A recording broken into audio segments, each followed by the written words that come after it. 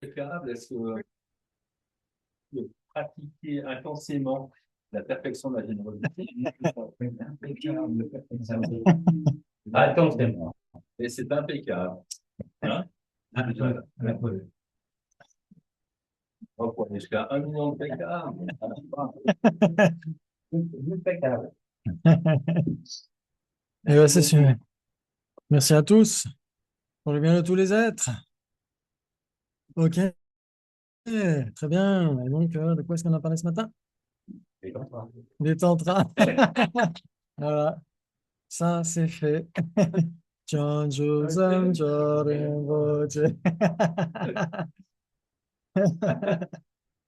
Très bien. Donc, on a dit que il y avait plusieurs classes de tantra en fonction de la capacité qu'on pouvait avoir ou pas de, d'employer les afflictions sur la voie. Et si on remarque, par exemple, dans les textes de la Kappa, même si lui, il avait une acquaintance très particulière avec Vajrabhairava, ses commentaires, surtout, sont tournés vers Sri Guhyasamaja. Pourquoi? Pourquoi? Parce que on dit dans les textes que tant que Guhyasamaja sera dans ce monde, l'essence des tantras, l'essence du dharma sera là dans ce monde. On dit qu'en général, tant que le Vinaya sera dans ce monde, le Dharma en général sera là. Et tant que Guhya Samaja existera, les Tantras existeront, l'essence des Tantras existera. C'est magnifique ça, c'est magnifique. Il y a un commentaire d'Acharya Chandrakirti du Tantra de Guhya Samaja qui dit Chatura Shiti Sahasro Dharmaskando Mahamunehe Sri Samaja Karando Sao Tasmat Tat Tantra Shekaram. Il dit, puisque Sri Samaja contient les 84 000 enseignements du Grand Muni, c'est le pinacle de tous les tantras. Tantra Shekaram. C'est magnifique. Donc ça veut dire que tant qu'il existera, il y aura les tantras.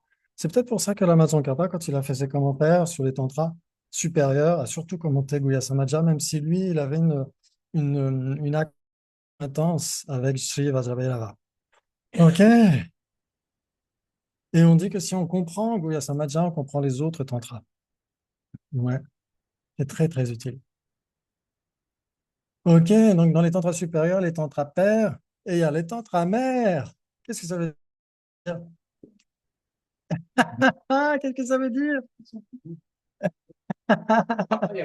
Et il y a un moment, il y en a même qui disent, il y en a qui disent, il y en a qui ont essayé de dire qu'il y avait même des tantras non duels. Ça veut dire quoi? Non duels. Ni l'un ni l'autre. En fait, euh, dans la tradition de la Tsongkhapa, tous les tantras supérieurs sont non duels. Il n'y en a pas un qui serait plus non duel que d'autres.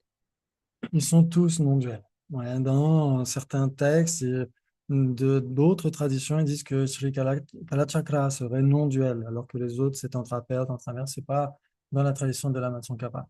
Kalachakra est intramère dans la tradition Gelugpa.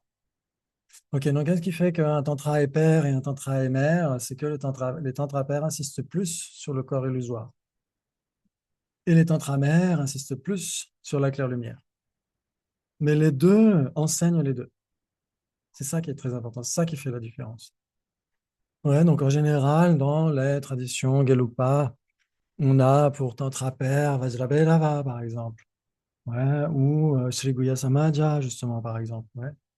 Ok. Et les Tantra-Mères, c'est surtout Sri Chakrasamvara, Vajrayogini, Kalachakra, etc., etc. Ouais. Ok. Et donc, il y a des vœux supplémentaires par rapport au tantramère qu'on trouve dans le Guru Yoga en 6 sessions étendu avec tous les vœux tantriques qu'on essaie de passer en revue. Très bien. Donc, ça, c'est juste pour essayer de un petit peu parler de tout ça. Et ce qui est important aussi, c'est de voir que dans la tradition tantrique, les femmes doivent être respectées. C'est très, très important. Ouais, c'est ce que dit souvent sa sainteté. Il dit jamais on ne rompt un vœu tantrique si on critique un homme. Mais, mais si on méprise les femmes, Ça va à l'encontre des vœux tantriques. Donc, c'est pour ça que c'est très important de voir qu'en effet, il y a le genre. Après, les genres n'ont pas une existence inhérente, hein, surtout de nos jours. Maintenant, voilà, il y a une immense tolérance, j'espère, pour toutes les personnes qui ne sont pas nécessairement genrées, etc., etc. Mais c'est vrai que traditionnellement, en effet, il y a ce respect qu'on doit aux femmes parce qu'elles symbolisent surtout la sagesse. Donc, c'est très, très important de garder ça à l'esprit. Parce que souvent on dit, ouais, le bouddhisme est machiste. Dans certains textes, dans les sutras, on dit, ah, puissais-je renaître sous forme d'homme et pas de femme, etc. Oui, parce qu'en Inde, si vous regardez encore maintenant, les femmes, leur seul lot possible, leur seul loisir possible, c'est quoi? C'est bosser.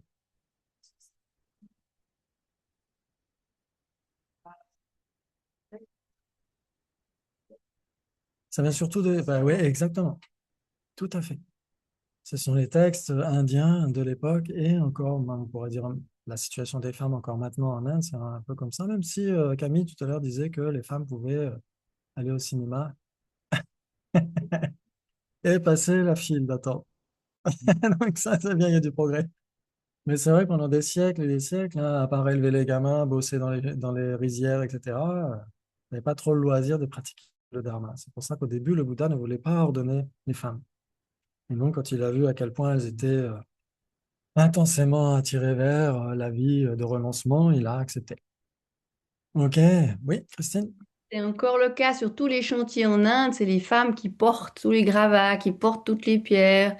Même dans les rizières aussi, les femmes, elles portent tout en fait. Oui, L'homme, il est devant ou derrière. Ouais. il regarde. Elles sont contentes, enfin, je sais pas comment dire, ouais. Oui, bah, dans leur culture et c'est aussi un petit peu une forme. Hein. C'est quoi? C'est Pourquoi les hommes? ils regardent. C'est elles qui ont la force aussi, hein. Une amie indienne me disait, les femmes représentent la force aussi, mais la force aussi physique, c'est intéressant, hein. Pas comme ici en Occident. Elles ont plus de Ah, force. Ouais, et en même temps, forcément, moins de loisirs, de Alors, faire voilà. des retraites, etc. Donc c'est pour ça qu'à l'époque, dans les textes indiens, il y avait ces mentions, puissais-je renaître dans un corps d'homme pour être tranquille, tout simplement. Tout simplement.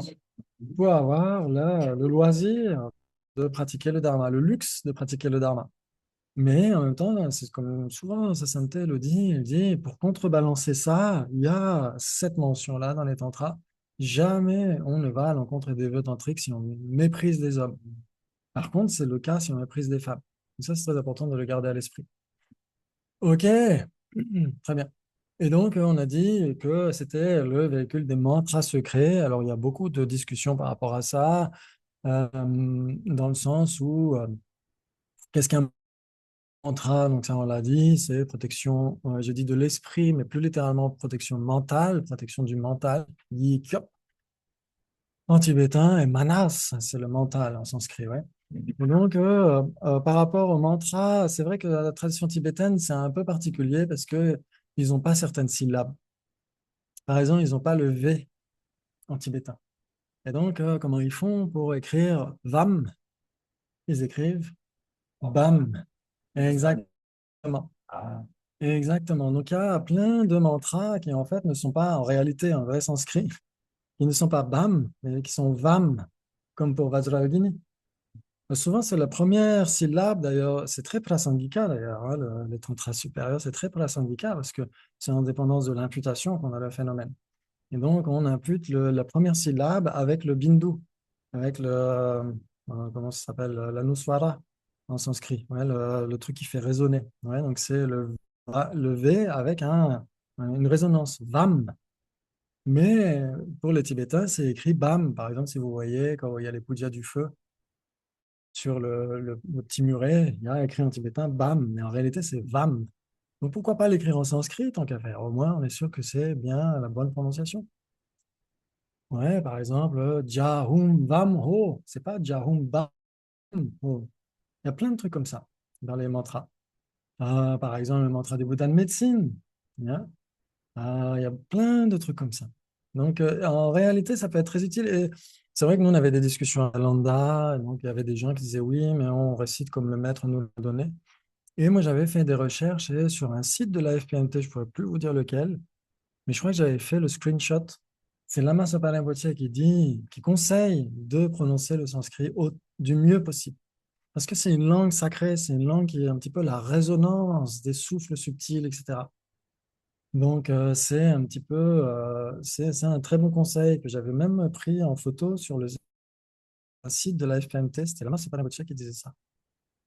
Et après, bien sûr, voilà, si on n'a pas la capacité de le faire, c'est pas très grave. Ouais, vous vous souvenez de cette histoire de Dieu Milarepa, qui était, qui était à côté des grands yogis. Lui, il était en barque. Et les grands yogis, eux, ils avaient trois grands yogis qui marchaient sur l'eau et qui récitaient un mantra. Il leur a dit, non, c'est pas comme ça qu'on prononce. On prononce comme ça. Quand ils ont prononcé comme lui, il a dit, ils sont tombés dans l'eau. Il a dit, OK, prononcez comme vous voulez. Donc après, voilà, c'est comment ça résonne dans notre esprit. Mais si on a envie de réciter un petit peu comme c'est la résonance naturelle de la nature de l'esprit, des souffles subtils, et comme les Bouddhas les prononcent eux-mêmes, on a peut-être plus envie de le prononcer correctement. Mais après, chacun le voit comme il veut. Mais c'est vrai qu'il y a beaucoup de transcriptions tibétaines qui ne correspondent pas au sanskrit. Par exemple, Benzra pour Vajra ou Veidurya pour Veidurya, par exemple. Veidurya, ouais, Veidurya, c'est le saphir. Ouais, et Lama Sapara Rinpoche lui-même avait corrigé certaines sadhanas qu'on avait à la FMT. Avant, c'était le lapis lazuli. Mais le lapis lazuli, c'est une pierre opaque. Or, les corps des déités sont toujours translucides, toujours transparents. Or, c'est le saphir qui est transparent. Et c'est pour ça que Lama Sapara Rinpoche, il avait corrigé, et corrigé même assez régulièrement, hein, les sadhanas.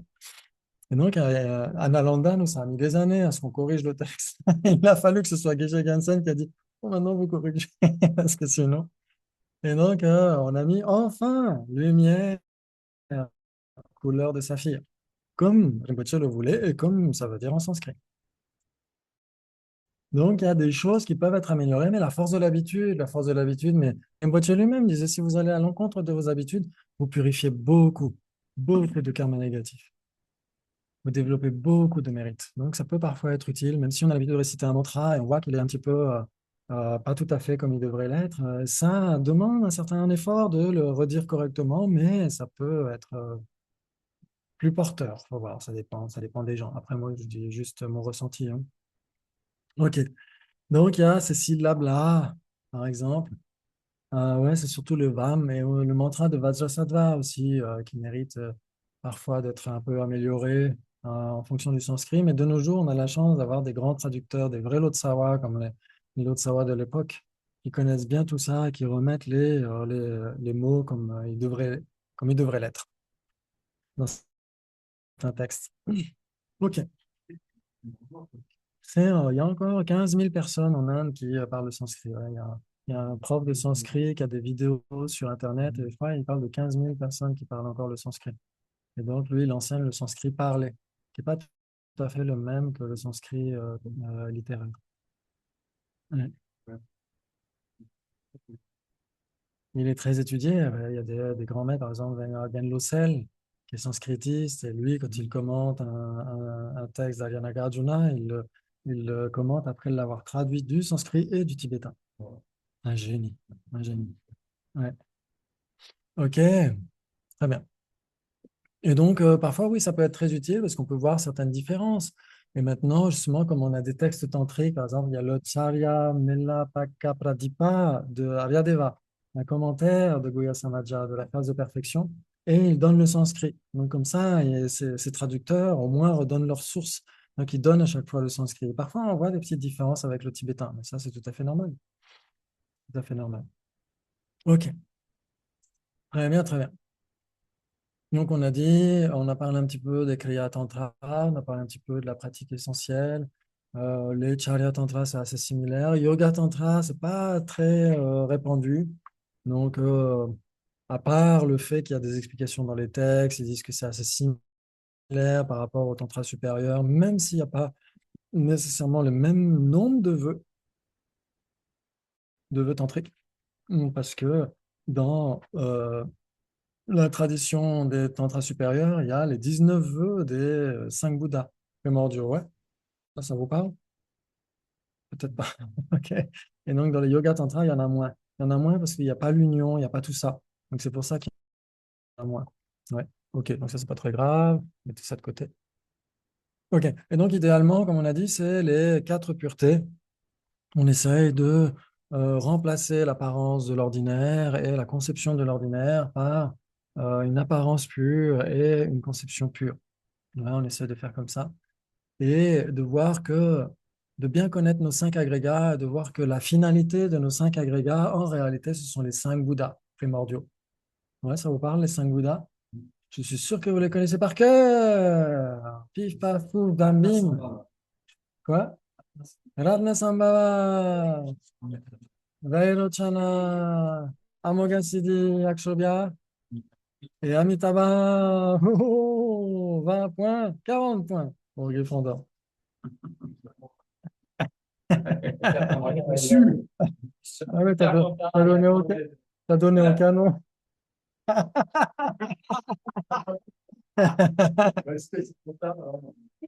Mais oui, on a des cookies.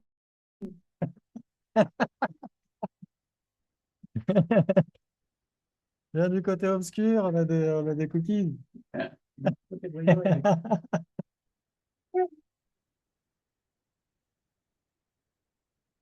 Exactement.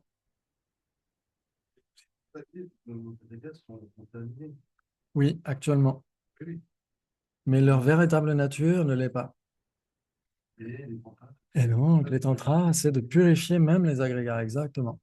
Donc, il y a des débats là-dessus, par exemple, dans le Modou Gyatso de Kelu Rinpoche, ouais, dans le Ocean of Attainments.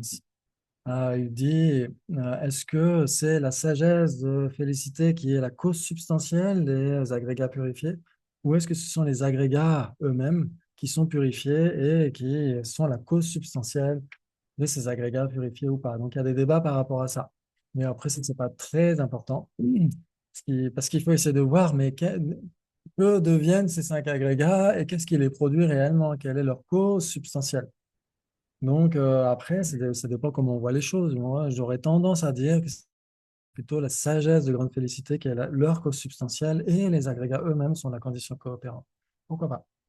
Pourquoi pas? Mais après, ils laissent la liberté de penser les deux points de vue. OK. Et donc, si vous êtes intéressé par cette tradition de Guya Samaja, ce commentaire de Kelubje est juste hallucinant. Hallucinant. Ocean of Attainments. Et il y a un résumé de Panchen Rinpoche, le premier Panchen Lama, qui s'appelle La quintessence de l'océan de raisonnement.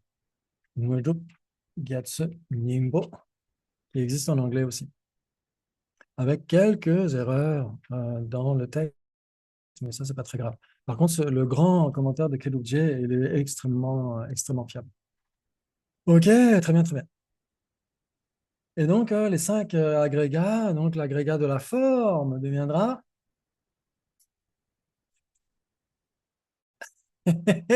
bien tenté, une chance sur cinq. Vairochana, Vairochana. Oui, oui, non, oui. Ratnasambhava. Ratnasambhava. Oui, exactement. Oui, exactement. Ça, c'est dans Guya Samaja, non? Ah, ah, ah. Donc, il s'inspire de Guya Samaja. Dans le Lama Chopa, c'est pareil. Dans le Lama Chopa, quand on dit au maître, vous êtes vos cinq agrégats, sont les cinq Bouddhas, etc., c'est exactement comme ça qu'on devrait visualiser. On devrait visualiser le maître avec les 32 déités de Guya Samaja. C'est juste magnifique. Ouais, donc, en effet, Vairochana, c'est l'agrégat de la forme. Ouais, c'est le resplendissant. Vairochana, ça veut dire le resplendissant. Ok, très bien. Et oui,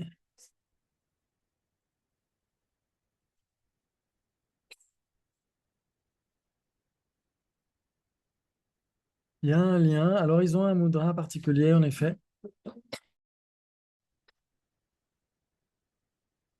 On peut, oui, exactement. Oui, Est-ce qu'il y a un lien? oui, on pourrait dire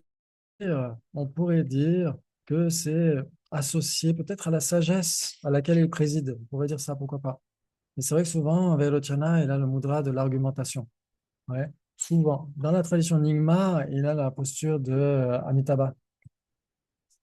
Ouais, exactement. Parce que dans le Dzogchen, on dit que cet univers il est au sein d'un lotus, qui est sur un lotus, qui est sur un lotus, etc., qui repose entre les mains de Vairocana, qui a cette posture-là. Mais bon, c'est peut-être symbolique. Sûrement symbolique. Ouais. Ok, donc Vairocana, il est tout blanc et dans certaines classes de Tantra, il est la sagesse du Dharmadhatu. Mais dans la tradition de Guhya Samaja, c'est la sagesse semblable au miroir.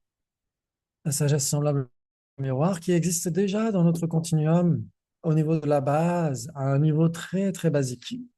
La sagesse semblable au miroir, c'est le fait que notre esprit, par exemple, là, je vous vois, et ben, vous apparaissez tous à mon esprit. Comme dans un miroir, un reflet dans un miroir. Ben, c'est ça, la sagesse égale au miroir, au moment de la base et au moment de l'éveil. Et ben, c'est tous les phénomènes qui apparaissent à cette conscience. Ouais, ok.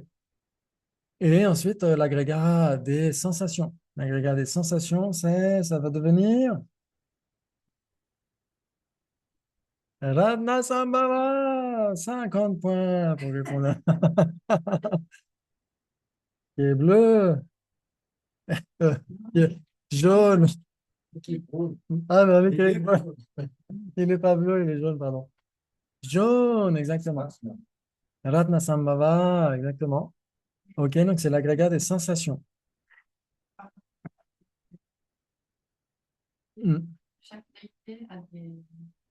J'ai entendu ça, mais je l'ai entendu. Chaque déité a des candidats. Et des couleurs différentes. On pourrait parfois, alors, euh, les couleurs différentes. Ouais, j'ai jamais vu d'Akshobhya bleu. De Vairocana. Akshobhya est toujours bleu. Akshobhya est toujours bleu. Amitabha toujours rouge. Oui, par contre, la place, oui, peut changer. Oui, les couleurs ne changent pas. Toujours blanc. Ouais. Et c'est leur place. Des fois, Vajrasattva qui est dedans. Alors, Vajrasattva, c'est ça qui est intéressant, c'est ça que je voulais évoquer avec vous aussi. C'est un terme générique, en réalité. C'est bien sûr, c'est le Bouddha de purification aussi, mais Vajrasattva, c'est le terme générique. C'est un petit peu l'union des deux corps. Et donc, par exemple, dans les commentaires sur Guhya Samaja, quand on a fini toute la phase de génération et qu'on a manifesté le héros résultant, on pourrait dire, il est appelé Vajrasattva, alors que c'est Guhya Samaja. Ouais, et donc, on l'appelle Vajrasattva. Pourquoi? Parce que c'est l'émanation du Nirmanakaya. Et j'ai tendance à croire que quand on fait le Guru Yoga en 6 sessions et qu'on dit qu'après on est Vajrasattva avec la parèdre, eh ben, ça pourrait aussi être un terme générique pour dire qu'on est la déité avec la parèdre. Et donc, on peut très bien, à l'issue de ce Guru Yoga en 6 sessions, non pas se voir comme Vajrasattva, mais comme étant le Vajrasattva qui est le Nirmanakaya de notre Yidam, pas nécessairement Vajrasattva. Et ça peut être très efficace dans la pratique de Guru Yoga. Ok, donc ça, c'est juste mon point de vue personnel. C'est la fin de l'étape de génération. En fait, c'est dans la phase de génération, on transforme la mort en Dharmakaya, le bardo en Sambhogakaya, et là, c'est le héros causal qui est visualisé. Donc, dans Guhya Samaja, il est blanc. Dans Vajrabhairava, c'est Arya Manjushri, orange. Ouais. Et une fois que le Nirmanakaya, la naissance est transformée en Nirmanakaya, ce Nirmanakaya est appelé techniquement Vajrasattva. Mais c'est pas Vajrasattva blanc, etc., etc. Ouais, ok. Donc, normalement, oui, les couleurs, j'ai pas vu de différence. J'ai pas vu d'Akshobhya blanc ou d'Akshobhya jaune, etc., etc. Mais bon, après, tellement de mandalas, etc., que pourquoi pas. Mais dans ceux, en tout cas, qu'on connaît dans la tradition les plus importants, c'est toujours les mêmes couleurs. Ouais. Mais la position peut différer. Par exemple, il me semble que quand Jado Rinpoche avait parlé des Kriya Tantra Vajrayogini, où il avait parlé d'Akshobhya qui était derrière, qui était donc au sud, à l'ouest, pardon, excusez-moi, qui était à l'ouest derrière la déité. et Vairochana devant. Et quand Tri Rinpoche avait donné l'initiation de Aryavalokteshvara à Vajrayogini aussi il y a quelques années, en 2016, c'était l'inverse. Donc c'est possible que ce soit un autre mandala, ouais, de Aryavalokteshvara à 1000 bras. Ok, mais en tout cas, en effet, l'agrégat des sensations sera purifié et sera donc Ratnasambhava, jaune. Ouais, la sagesse de l'égalité. La sagesse de l'égalité. Ok, et l'agrégat de l'identification? Non, non. Amitabha. Amitabha, identification ou discrimination, c'est comme vous voulez. Avec la sagesse toute discernante. La sagesse discernante. Ouais, oui, exactement. Tout à fait, c'est logique. Et ensuite, l'agrégat des facteurs composés. Ah, Moghasiddhi, exactement. Et la sagesse toute accomplissante. Et l'agrégat des consciences. La sagesse pour qui? La sagesse pour qui? Pour Amoghasiddhi. Amoghasiddhi toute accomplissante. Ouais, la sagesse qui sait quelles sont les causes et les effets de ceci et de cela, etc., etc. La sagesse toute accomplissante. Et Akshobhya, c'est l'agrégat des consciences totalement purifiées avec la sagesse du Dharmadhatu. Ok. Et donc, ça veut dire que quand on obtient les kayas d'un Bouddha, on obtient nécessairement l'état de ces 5 Bouddhas. Ouais, donc on a ces 5 sagesses qui sont parachevées, sublimées, etc. Là, on les possède d'une manière très, très basique. C'est ce qui est mentionné dans le texte de Akya Yonzé Rinpoche, quand on étudie dans le Basic Programme l'avant-dernier module, le premier module tantrique, d'une certaine manière. Ouais, quand on a les dissolutions au moment de la mort, etc., qu'est-ce qui se passe? On a des sagesses aussi qui se résorbent, etc., etc. Ok, très bien, très bien. Est-ce que tout ça, ça vous parle? Moi, je voudrais une précision. Ouais. C'est du Dharmadhatu, quoi. Celle du Dharmadhatu, au moment de l'éveil, c'est la sagesse du Bouddha qui réalise la vacuité. Ouais, le Dharmadhatu, c'est la vacuité. En général, c'est la vacuité même de l'esprit. Le Dharmadhatu. Oui, exactement. La sagesse égale au miroir, mais c'est le fait que tous les phénomènes puissent apparaître à cette sagesse de l'égalité. Il les voit comme tous, vides d'existence inhérente, donc tous de simples conventions, etc. La sagesse discernante, parce qu'il est capable malgré tout de distinguer une table d'un être conscient, même s'il n'a plus de concept. Ouais.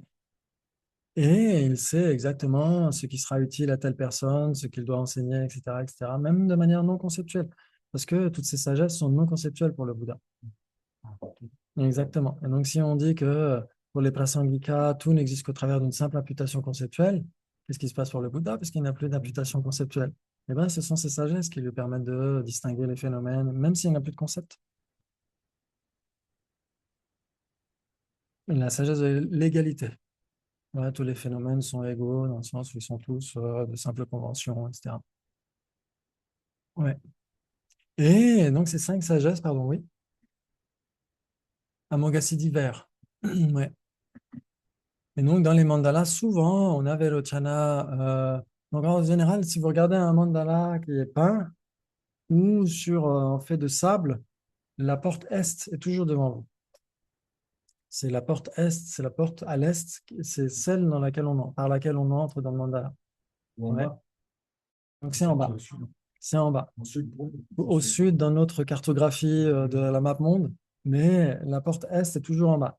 Donc, parce que des fois, des gens mettent en déco chez eux Kalachakra, par exemple. Souvent. Ouais, exactement. Souvent, ou même des peintres de Kalachakra. J'ai vu à Dharamsala des gens qui peignent des mandalas, qui peignent des mandalas. Ouais, exactement. Donc, c'est toujours la porte blanche. Kalachakra, c'est la porte blanche qui doit être en bas. Ouais. Et donc, quand vous regardez un mandala, donc un mandala, comme on disait à midi, c'est comme un plan d'architecte. Un mandala en 2D. C'est un plan d'architecte, il faut le voir en 3 dimensions. Il y a des monastères dans lesquels il y a les mandalas en 3 dimensions. C'est très, très beau. Magnifique. Et vous avez parfois des photos qu'on trouve sur Internet, etc.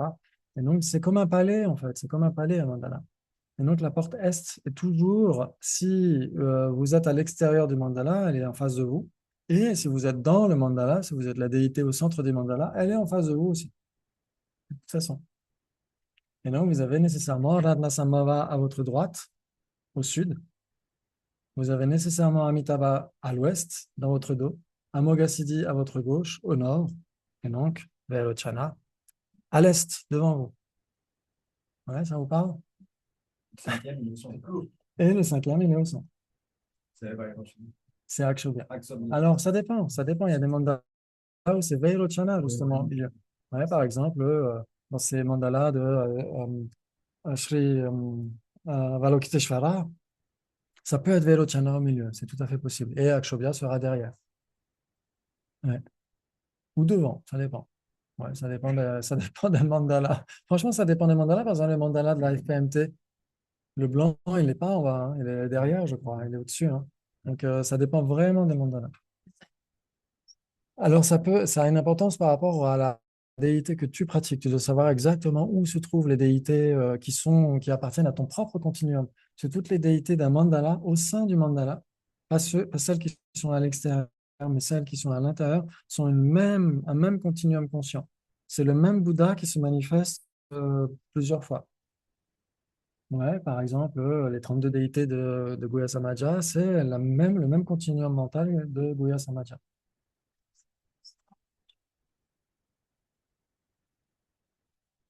Oui, ça peut être 32 caractéristiques, ça peut être les 8 bodhisattvas, par exemple, qui sont en réalité des Bouddhas, mais ça peut être les 8 bodhisattvas qui symbolisent les facultés, etc.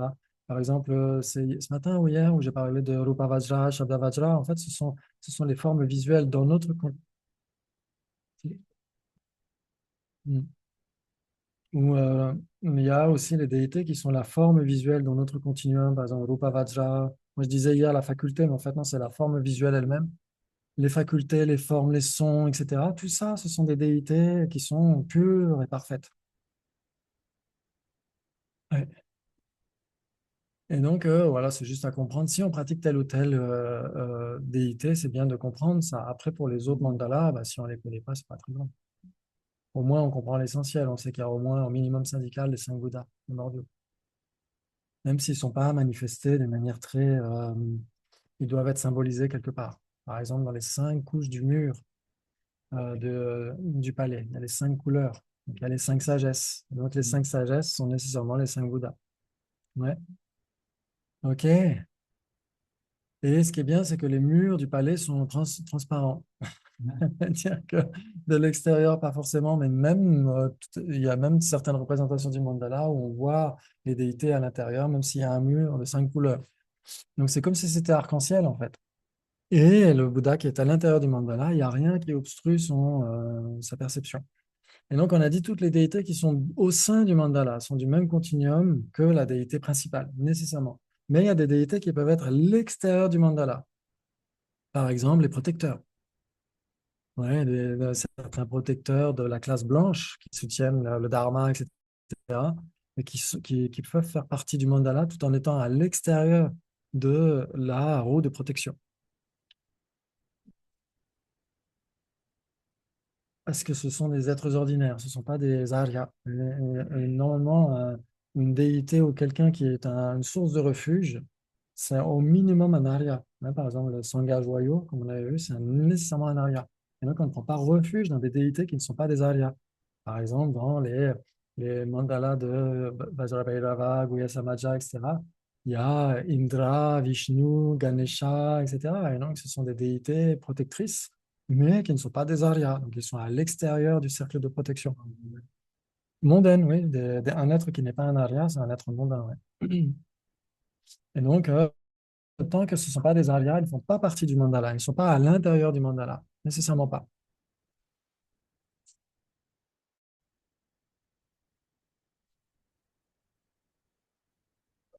Ils sont dans les nuages. Les protecteurs de 10 directions, est-ce que ce sont les 10 Bouddhas qu'on sait ou est-ce que ce sont les... Et ils sont à l'intérieur du mandala? Ouais. Et- Ouais. Ah, ce serait bien de voir parce qu'il il doit y avoir le cercle de Vajra aussi. Normalement, il doit y avoir le cercle de Vajra et lui, il doit délimiter tout ça.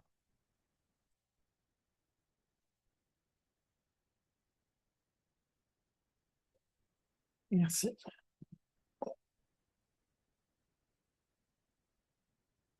Donc, dans ce cas-là, c'est nécessairement des Bouddhas qui prennent leur forme. C'est nécessairement des Bouddhas qui prennent la forme de ces déités-là. Parce que dans les textes, ils sont très, très clairs. Là, ici, on a, après la roue de feu, on a le cercle de protection, etc. Et normalement, toutes les déités qui ne sont pas des Aryas sont à l'extérieur. Donc, dans ce cas-là, ce sont des Bouddhas pleinement éveillés qui prennent la forme, comme on disait hier, la pratique des 16 arhats, ce sont des Bouddhas pleinement éveillés qui prennent la forme d'arhat. Mais là, normalement, enfin, dans les textes, dans les commentaires, c'est comme ça qu'ils le mentionnent. Ouais. Je suis pas visuel. Moi. Oui, alors, ben, on voit là. Alors, après, s'il fallait expliquer un mandala, ça prendrait beaucoup, beaucoup de temps. Oui, il y a toujours un palais à 4 portes. Non, c'est pas. Ouais, moi, je prends la photo avec la photo. Ouais, il y a toujours 4 portes. Exactement, il y a toujours 3 portes de sortie. Hein? Non, t'as le droit de sortir dans l'air. Exactement. Donc, c'est ce qui est expliqué dans les textes, hein, c'est que normalement, les déités, en effet, les déités comme Ganesha, Vishnu, Vayu, etc., en effet, sont à l'extérieur du mandala. Ouais. Mais bon, après, il y a peut-être des distinctions, mais mon avis personnel serait que ce seraient des Bouddhas pleinement éveillés qui prennent leur forme. En fonction des commentaires qu'on lit dans les textes, hein, parce que moi, j'en sais rien.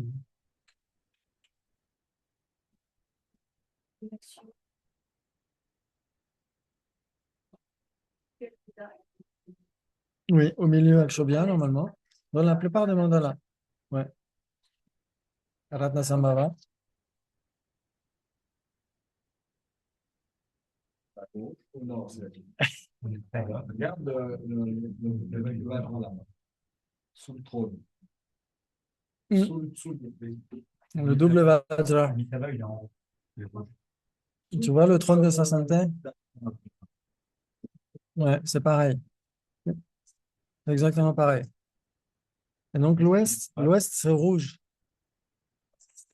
Non, l'ouest, c'est rouge. Parce que l'Est est en bas. L'est, c'est en Et en bas. bas, ouais. L'Est est au sud. L'est est au sud. Le sud, c'est jaune.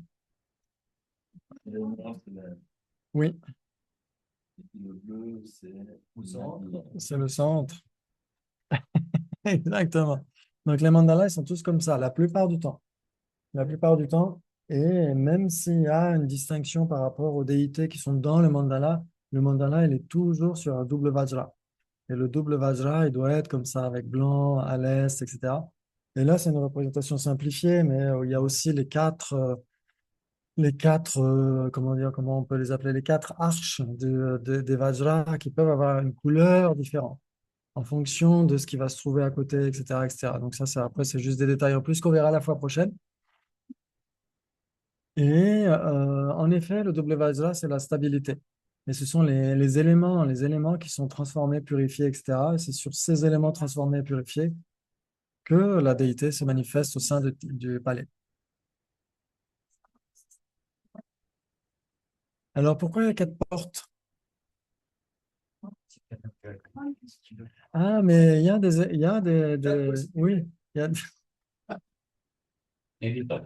oui, il y a des explications comme ça dans les textes.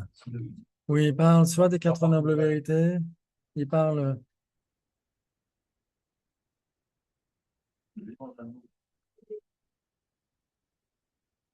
Donc, il y a en effet des explications comme ça peut vouloir parler des 4 nobles vérités. Il y a aussi les colonnes qui peuvent symboliser autre chose. Il y a les 12 liens de production dépendante qui sont mentionnés dans le mandala, etc. Donc, il y a beaucoup de symboles comme ça. Et donc, 4 pour à chaque fois se souvenir de ce qui est mentionné dans les sutras. Ouais. Et il y a ça. Et il y a aussi dans le mandala de Vajrabhairava à 13 déités, à chaque porte, il y a un Mara qui est vaincu. Ouais, les démons, entre guillemets. Donc à l'est, c'est le Mara des Skanda, des agrégats contaminés qui est vaincu. Après, on a le Mara des Klesha, le Mara de la mort et le Mara du fils des Devas. Donc à chaque porte, il y a un Mara qui est vaincu par une déité particulière. Dans le mandala, à 13 déités. Donc, oui, c'est très, très symbolique. Il y a beaucoup de symboles. Et je me souviens aussi, même sur les stupas, il y a ces symboles aussi. On retrouve les mêmes symboles. Ouais. Il y a aussi les quatre faces, etc. Par exemple, le stupa de la tradition Kadampa, par exemple, au centre Kalachakra, il y avait un ancien moine de Gumé, je crois, qui était peintre et qui nous avait expliqué la symbolique. Et en effet, il y a énormément de choses. À un moment donné, il y a 16 angles. Et donc, ce sont les 16 aspects des quatre nobles vérités, etc. Après, tu as les 10 bhumis, etc. Donc, il y a énormément de symbolique. Donc, 4, ça peut être les quatre, en effet, les quatre nobles vérités. Il faudrait que je vérifie dans les textes. Parce qu'il y a tous ces symboles-là. Mm.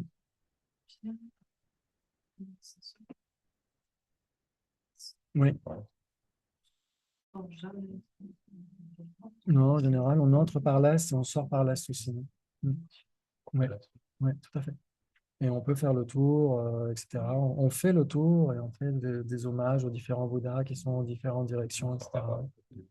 Ouais, et on sort par l'est aussi. Ouais. Mais dans les temples, Et dans les temples, est-ce qu'ils sont nécessairement à l'est? Pas nécessairement. Ça, pas nécessairement. Non, c'est pas une obligation. Ouais, je pense que c'est surtout pour ça. Mais après, il y a une complication, c'est que dans le mandala de Vajrabhairava, il doit faire face au sud, parce que c'est au sud qu'il y a Yamaraja. Donc après, on ne sait pas si c'est le mandala lui-même qui est tourné vers le sud ou si c'est le sud qui est... Exactement. Et là, moi, j'en perdais le nord. Je perdais le nord. Exactement, j'étais totalement à l'ouest. j'avoue que je peux mettre un truc à la maison, finalement. Je laisse le meilleur Exactement. c'est vrai, Ouais, moi, juste, je ne savais pas du tout. Exactement.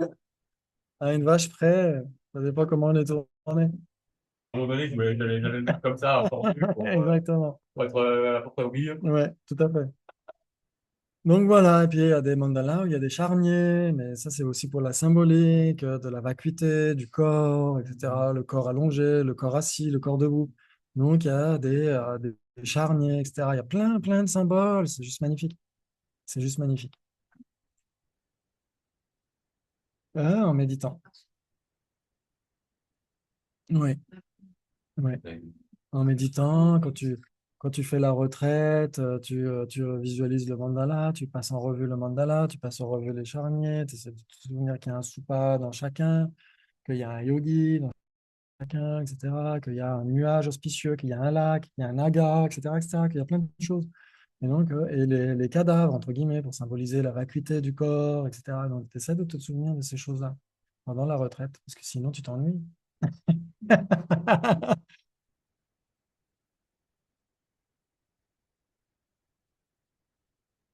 Alors, oui, on peut avoir des difficultés à visualiser. Ce qui compte, c'est de se familiariser visuellement au début avec les images. Exactement. Il y a des images qui sont fournies, des images en 3D, des images en 2D, etc. Et donc, de familiariser la conscience visuelle d'abord et ensuite, c'est la conscience mentale qui reformate ça d'une certaine manière. Mm. Oui. Ouais. Alors, solide, c'est pas mou, c'est quand même un mur, un palais, etc. Mais pas opaque, c'est pas opaque. C'est pas opaque justement parce que la déité est omnisciente, donc elle est censée tout voir et même voir à travers le mur du palais. Oui, c'est pas évident. Surtout qu'on est censé quand même garder les couleurs du mur. Ça veut dire que on doit garder quand même à l'est la couleur blanche, le jaune ici, le rouge derrière, le vert là et le bleu au milieu. Il est transparent avec Ouais. une couleur. Exactement, comme un arc-en-ciel. Un arc-en-ciel. Je fais pas un coup, là. Je pense que c'est intellectuel. Mais bon.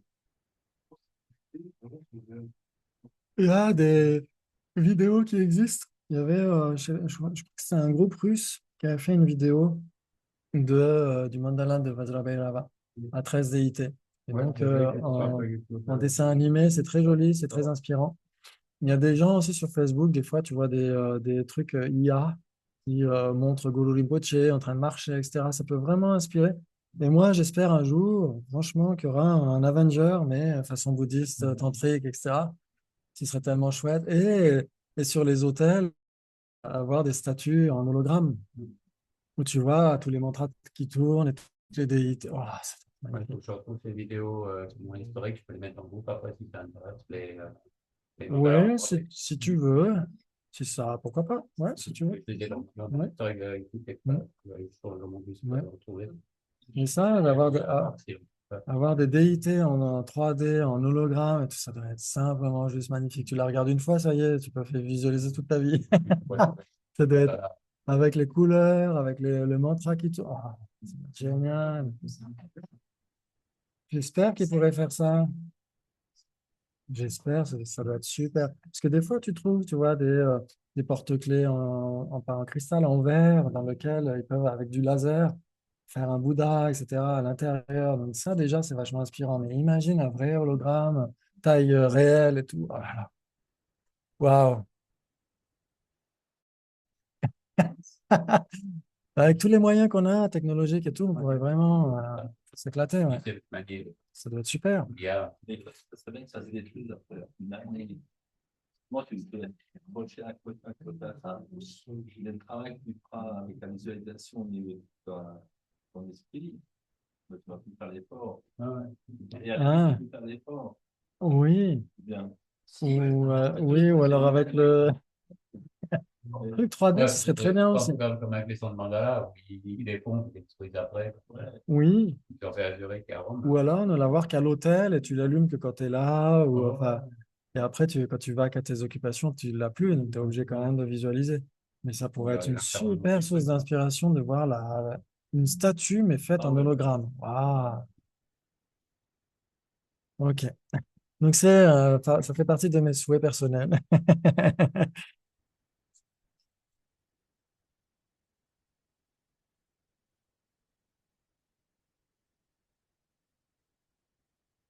Ouais. Ah, en 3 dimensions, Thierry, tu veux dire la statue? Une statue. Oui. Oui. Ah, avec le mandala. Oui, oui. Bien qu'il va. Une belle- Tu sais qu'il y a un cheval au sommet, parce que je n'avais pas voir le reste. Il y a un cheval, une baleine, un cheval. Ça doit être à Yagriva, ouais.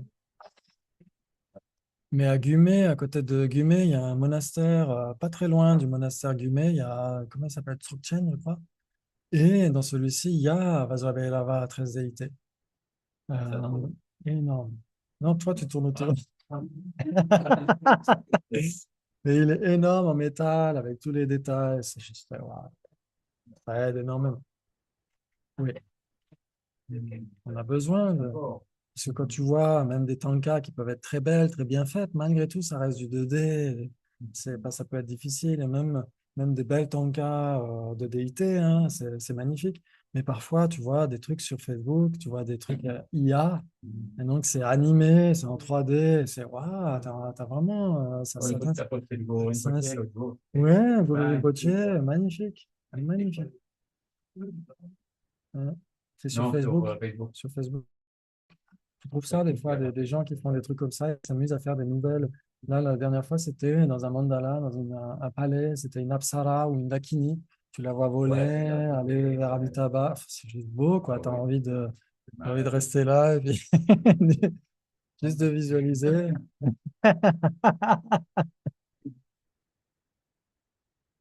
Artificiel. Oui, Bah, c'était justement de l'intelligence artificielle. c'est artificiel. Ouais. Ouais. Oui, je disais. Exactement. Ça veut dire que le truc extérieur peut t'aider à visualiser. Ouais, ça peut aider à visualiser parce que ça peut t'inspirer. Il y a du contenu vivant Ça reste assez pauvre, mais et pas faire. Ah oui, non. Ouais, si tu fais que ça en te disant je fais ma sadhana en regardant un film de, de déité, là, ça marcherait pas. Oui, exactement. Ça peut être un support, mais exactement comme c'est en cas, sont des supports pour ensuite visualiser. Ouais. Voilà, il faut rester raisonnable. Ouais. Ouais. Ouais, tout à fait. Exactement. On fait une petite pause? Allez, petite pause, 7 minutes 35. Comme ça? À tout de suite. À tout de suite, merci beaucoup.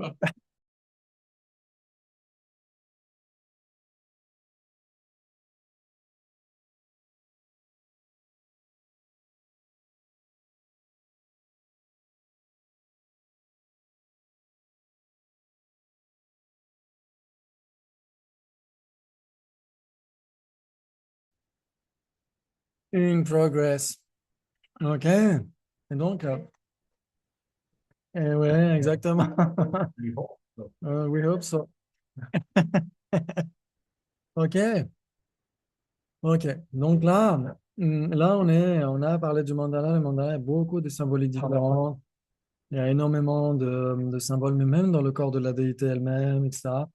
Il y a différentes façons de visualiser, différentes façons de visualiser le maître à un moment donné où on fait les offrandes, les prosternations, etc. Et il y a une différence aussi entre les tantras et les sutras par rapport à la pratique en 7 branches. Il y a la pratique en 7 branches dans les sutras, mais elle n'existe pas dans les tantras. Pourquoi? Ah ah! Suspense. Une pratique des 7 branches qui est pas dans La pratique en 7 branches n'existe pas dans les tantras. C'est la vacuité. Parce qu'il y a la vacuité, non. C'est Non. 7 branches. Non. Parce qu'il y a 10 branches. Ils ont coupé l'arbre après les sites. Non plus. Parce que les 7 branches, c'est quoi? Vous les connaissez par cœur. Avec Information, offrande, Végétant, confession, complètement. réjouissance. Oui. Et il en manque un. Il en manque un. Oui. Que le maître reste toujours parmi nous. Est-ce qu'on peut demander à un Sambhogakaya, s'il vous plaît, restez toujours parmi nous? Effectivement. On avait dit quoi? Les cinq certitudes d'un Sambhogakaya, c'est quoi? Non, non, il reste avec des arrières. J'aime bien. Lucia. Oh là là. Non, le symbole de PS, c'est possible. Si on a des arrières, Les 5 certitudes. C'est Ça quoi? rappelle avec- c'est le lieu parfait. L'entourage, c'est quoi?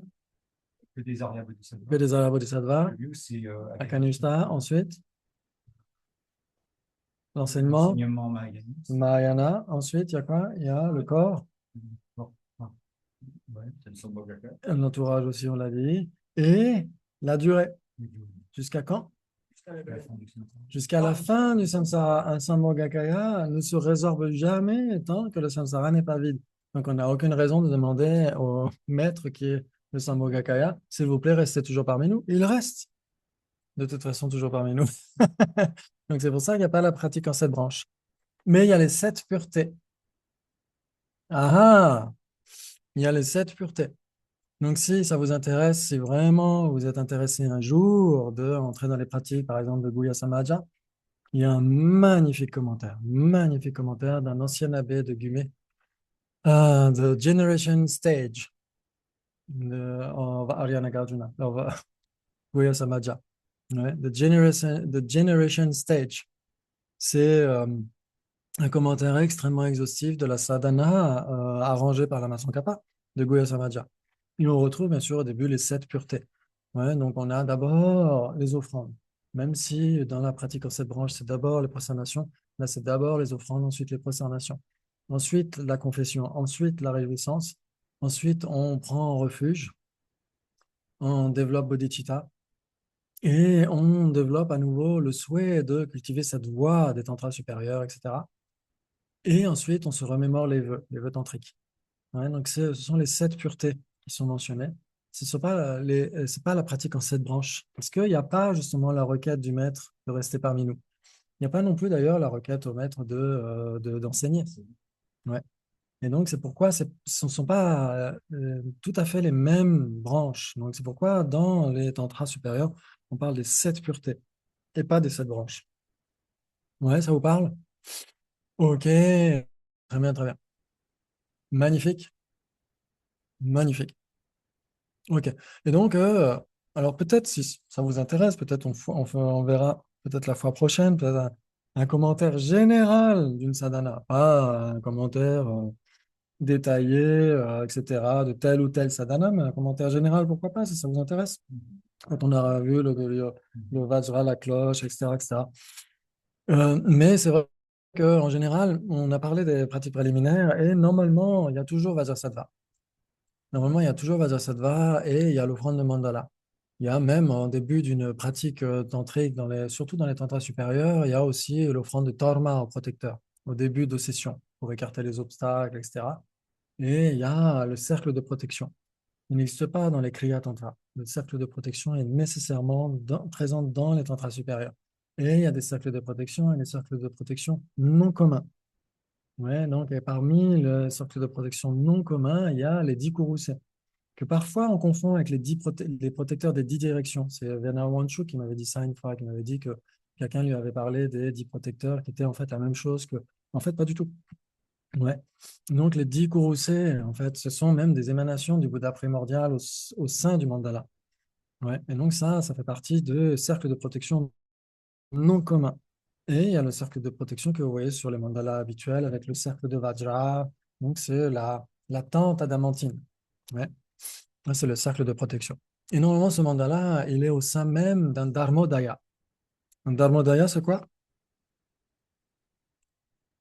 Chuejung, en tibétain. C'est une pyramide à l'envers.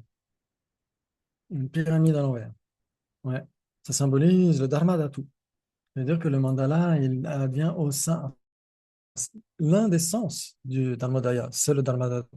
Il y a aussi d'autres sens dans les tantras supérieurs, mais c'est surtout pour évoquer le fait que le mandala se manifeste du sein même de la vacuité.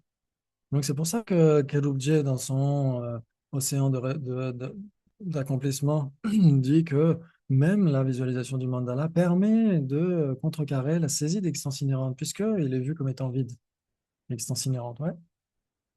Ouais, ça vous parle? Non? Ouais, ça veut dire que normalement, on visualise, alors on a toujours la dissolution initiale, hein. On pourrait dire qu'on commence dès le départ à rendre hommage à tous les maîtres de la lignée, si on a le temps, dans le meilleur des cas. Et on peut visualiser ces maîtres de la lignée de 2 façons différentes. Ouais, ça peut être les uns au-dessus des autres. Et ça peut être comme un sombrero au-dessus de nous. Ouais. Et donc, dans les textes, ils disent que quand c'est les uns sur les autres, ça octroie plus facilement les bénédictions. Et que quand ils sont visualisés comme un sombrero, ça augmente le nombre des étudiants qu'on va avoir, etc., etc. Donc, il y a différentes façons de visualiser l'ensemble des maîtres auxquels on rend hommage au début. Et donc, on les fait se dissoudre et nous-mêmes, on se dissout dans la vacuité. C'est un peu comme un prémisse de la phase de génération où on va transformer la mort en dharmakaya, etc. Ouais, donc, on essaye de dissoudre notre corps, exactement comme quand vous avez soufflé sur un miroir ou sur une vitre, vous avez la buée qui va se résorber depuis l'extérieur vers l'intérieur. Là, vous visualisez la même chose par rapport à votre corps. Et là, vous méditez sur la vacuité, puis vous avez un trait de lumière qui apparaît, qui symbolise très brièvement le Sambhogakaya, puis la déité qui apparaît. Et là, ça symbolise très brièvement le Nirmanakaya. Et c'est là où vous pouvez commencer à faire le début de la sadhana, avec les offrandes initiales, la purification, la bénédiction des objets rituels, la bénédiction ou la consécration, si vous préférez employer ce mot-là, de l'offrande interne, etc., etc. Il y a tous ces éléments au début d'une sadhana. Et il y a Vajrasattva aussi. Ouais, donc je me souviens, on s'était posé la question une fois, je crois que c'était avec Annie, ou est-ce qu'on peut pratiquer Tonglen quand on est la déité, par exemple? Est-ce qu'on peut prendre la souffrance des êtres sur nous quand on est la déité, etc.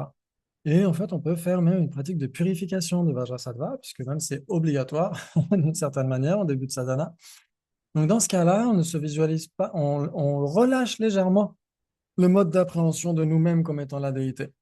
On se visualise sur un disque de lune au cœur de la déité et on relâche la dignité divine. Parce que si on doit purifier, ça veut dire qu'on a des actes négatifs à purifier. Et donc, dans ce cas-là, il faut relâcher légèrement la dignité divine. Et c'est là où on peut faire les pratiques de purification, Vajrasattva, etc., qui peuvent être assez complexes, mais qu'on peut garder au début de manière assez simple. Nous et tous les êtres sur ce disque de lune. Ouais, est-ce que ça vous parle? Ok. Munjo. Munjo. De préliminaire, on en fait pas du tout, on aurait tendance. C'est pareil. C'est Ouais. pareil parce que dans la tradition Kalpa, le Mahamudra est censé être tantrique.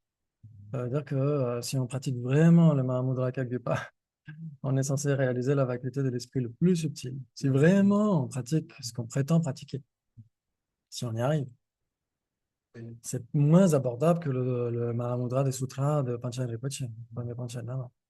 Le matin, on a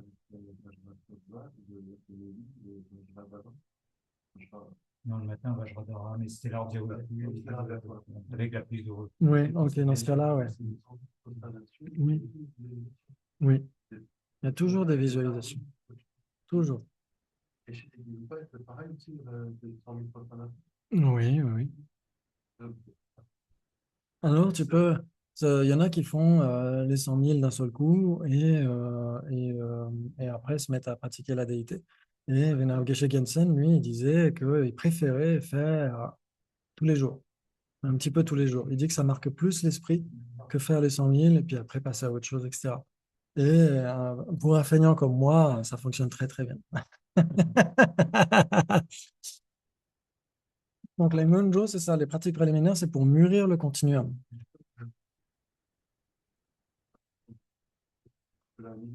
C'est la même idée, puisque dans les 7 puretés, il y a aussi offrande et prosternation, non? Comme on a dit tout à l'heure. Offrande. Ouais. Oui, oui, oui. Je suis conscient. Il faut bien que je meuble, là, on a encore 50 minutes. Non, on va faire une pratique de purification, c'est ce qu'on a dit. On a dit que parce que normalement, quand on fait un DB, on est censé avoir 4 sessions de méditation par DB, par module. Et donc là, comme j'ai tellement de choses à blablater, forcément, il y a des fois, on zappe des sessions de méditation et donc on va essayer de faire Vajrasattva à la fin de la session.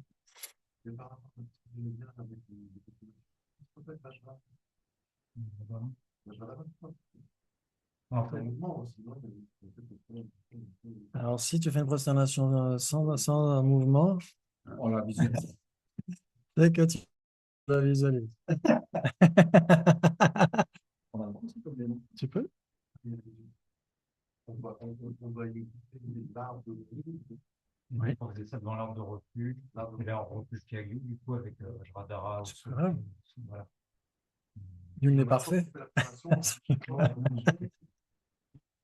Non, c'est un très bel arbre de refuge, magnifique. Et qu'on a aussi dans la tradition Gelugpa. Franchement, une fois, quelqu'un c'est sur Facebook, qui disait, ah là là, ouais, mais non, si vous pratiquez Gelugpa, vous pouvez pas rendre hommage à tel ou tel maître, etc. N'importe quoi. N'importe quoi. Dans l'arbre du refuge de la tradition de Guya Samaja, il y a Tilopa, Naropa, Marpa, etc., etc. Donc, c'est ridicule, ces trucs sectaires. C'est ridicule. Donc, c'est très important d'avoir cette ouverture et de le faire, bien sûr, dans différents centres, etc. C'est très, très bien, c'est très auspicieux. Mais il faut visualiser. C'est pas juste une personne qui est là en train de faire sa gîte devant un hôtel, etc. C'est une infinité de corps qui se prosternent devant une infinité de sources de refuge. Exactement. Ouais, donc ça, c'est inclus dans les 7 puretés. Il y a nécessairement des pratiques qui permettent de mûrir notre esprit, etc., etc., des pratiques de purification, pratiques de protection, etc., etc. Ouais, ok, très bien, très bien. Très bien. Et ensuite, il y a le yoga principal dans les tantras supérieurs. Donc, on a dit dans les autres classes de tantra, c'est yoga avec signe, yoga sans signe. Mais pour les tantras supérieurs, c'était quoi? Non. Dans les classes Kriya, etc., c'est le yoga avec signe et le yoga sans signe. Et dans les tantras supérieurs, comment ils s'appellent? Génération et accomplissement ou perfection. Exactement, bravo.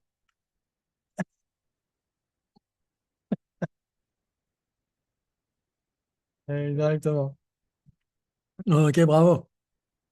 Et donc, ah, Il y a un point pour ce point-là. là, il y a au moins 70. On donne des points, ça prend pas. Euh, Et donc ensuite, forcément, cette phase de génération, elle a plusieurs segments. Il y a ce qu'on appelle Adi Yoga, le yoga primordial. Ensuite, il y a euh, Mandala Rajagri, Samadhi, ouais, donc c'est le roi du mandala. Et ensuite, il y a le roi de l'activité du mandala. Ouais, donc, c'est trois segments dans une phase de génération. C'est juste pour évoquer comment est-ce qu'on transforme la mort, le bardo et la renaissance en les trois corps de l'éveil. Ouais. Et comme on a dit l'autre jour, les trois corps de l'éveil, ils adviennent simultanément. Il n'y a pas un Dharmakaya d'abord et un Samogakaya ensuite. C'est nécessairement les corps, les kayas qui adviennent en même temps. Ouais. Sauf que là, pour pratiquer les sadhanas, on essaye de transformer la mort en Dharmakaya d'abord, et ensuite le bardo en Sambhogakaya, et ensuite la renaissance en Nirmanakaya. Mais en réalité, quand ça adviendra en vrai, j'espère, un jour, on obtiendra les trois kayas en même temps. Ouais, ok, très bien. Très bien, très bien. Et donc là, il y a le yoga grossier, et ensuite le yoga subtil. Le yoga subtil, comme on a dit, c'est le mandala qui est visualisé dans une graine de moutarde à certains endroits du corps, etc. Et dans ce mandala, encore, on peut visualiser un autre mandala, puis un autre, etc., etc. Donc ça, c'était pour le yoga subtil. Et c'est ça qui permet en réalité de développer shamatha. OK. Et il y a d'autres visualisations aussi. On démultiplie un vajra, par exemple, minuscule, qui est au niveau de... Alors, ils disent la pointe du nez, mais en fait, la pointe du nez, nous, on pense que c'est là. En fait, la pointe du nez, c'est là. C'est pas la pointe du nez en bas, c'est la pointe du nez en haut. Donc, c'est vrai que natse, en tibétain, natse, ça veut dire la pointe du nez, mais ça ne veut pas dire ce qui est marqué, comme on a déjà dit. Ok, donc on visualise, enfin, il y a plein de visualisations faisables pour développer Shamatha. Et une fois, comme on l'a dit, qu'on a une certaine familiarisation et qu'on passe le diplôme de la phase de génération, c'est là où on passe sur la phase de perfection. Et c'est là qu'on a les 5 stades, Panchakrama. Ouais, les 5 stades, comme on l'a dit. On a d'abord l'isolement, les 3 isolements, on pourrait dire, l'isolement physique, l'isolement verbal et l'isolement mental. On isole notre corps de l'apparence ordinaire, de la conception ordinaire. Donc ça, c'est le yoga de la phase de génération qui permet de le faire. Ensuite, l'isolement verbal et l'isolement mental peuvent aller ensemble. Parce que certains yogas de récitation adamantine permettent de faire ce pranayama qu'on avait évoqué précédemment, mais dans les tantras supérieurs. Vraiment, c'est particulier. Ça veut dire que vous avez les canaux latéraux. Euh, Normalement, à droite, c'est le rouge et à gauche, c'est le blanc. Normalement, c'est ce que dit Lama Tsongkhapa dans son commentaire sur la phase de perfection. Il cite le Vajramala Tantra, un tantra explicatif de Goya Samaja. Ouais, ça doit être le chapitre 21, quelque chose comme ça, ou chapitre 22, où il y a une strophe, à la strophe 12, il cite, et lui, il la commente. Dans le tantra, c'est mentionné le soleil et la lune. Et lui, il dit à droite le soleil, à gauche la lune. Donc il dit littéralement que le canal de droite est le canal rouge et que le canal de gauche est le canal blanc. Ouais. Et donc c'est là où la plupart du temps nos souffles se baladent, à l'extérieur du canal central. Et quand on meurt, qu'est-ce qu'ils font? Eh ben, ils rejoignent le canal central. Donc là, on symbolise, on imite ce qui se passe au moment de la mort pour générer la conscience la plus subtile qui va réaliser la vacuité. C'est aussi simple que ça. Et donc, qu'est-ce qui se passe? C'est que les souffles ne vont plus se balader dans les canaux latéraux. Ils vont entrer, se dissoudre, entrer, demeurer, se dissoudre dans le canal central. Une fois que les souffles sont rentrés dans le canal central pour venir la vacuité. En fait, ça génère les 4 vides. Et donc, le 4e vide, c'est ça la claire-lumière qui doit normalement réaliser la vacuité. Au début, c'est conceptuel, bien sûr. Central. Le central est bleu, exactement, bravo. Pas jaune.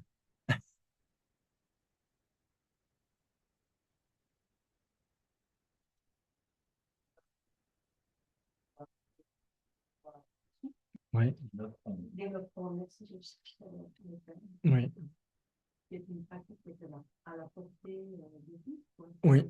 Qui a été pratiquée sans la limite dans les contraintes, Mm. tout ça. Mais qui est une très bonne approche. Elle est aussi pratiquée dans les tantras.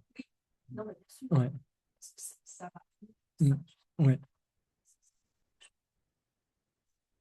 oui, ça, oui, exactement. Parce que dans le Mahamudra des Sutras, on commence par la purification des souffles résiduels. Dans ce cas-là, c'est pas les faire rentrer dans le canal central, c'est juste les expulser. Donc, c'est pas encore la même chose. Ouais. Et je crois qu'il y a même une distinction par rapport au côté où on commence. Quand c'est les tantras, c'est un autre côté. En général, on commence d'abord par ici, l'index droit et mon bloc ici, etc., dans le Mahamudra des Sutras. Mais il semble que dans les tantras supérieurs, ce soit l'inverse. On commence par l'autre. Et je crois que c'est ce qu'avait montré sa sainteté à Gumé aussi. C'était très drôle d'ailleurs, la façon dont il avait miné le truc, c'était assez drôle.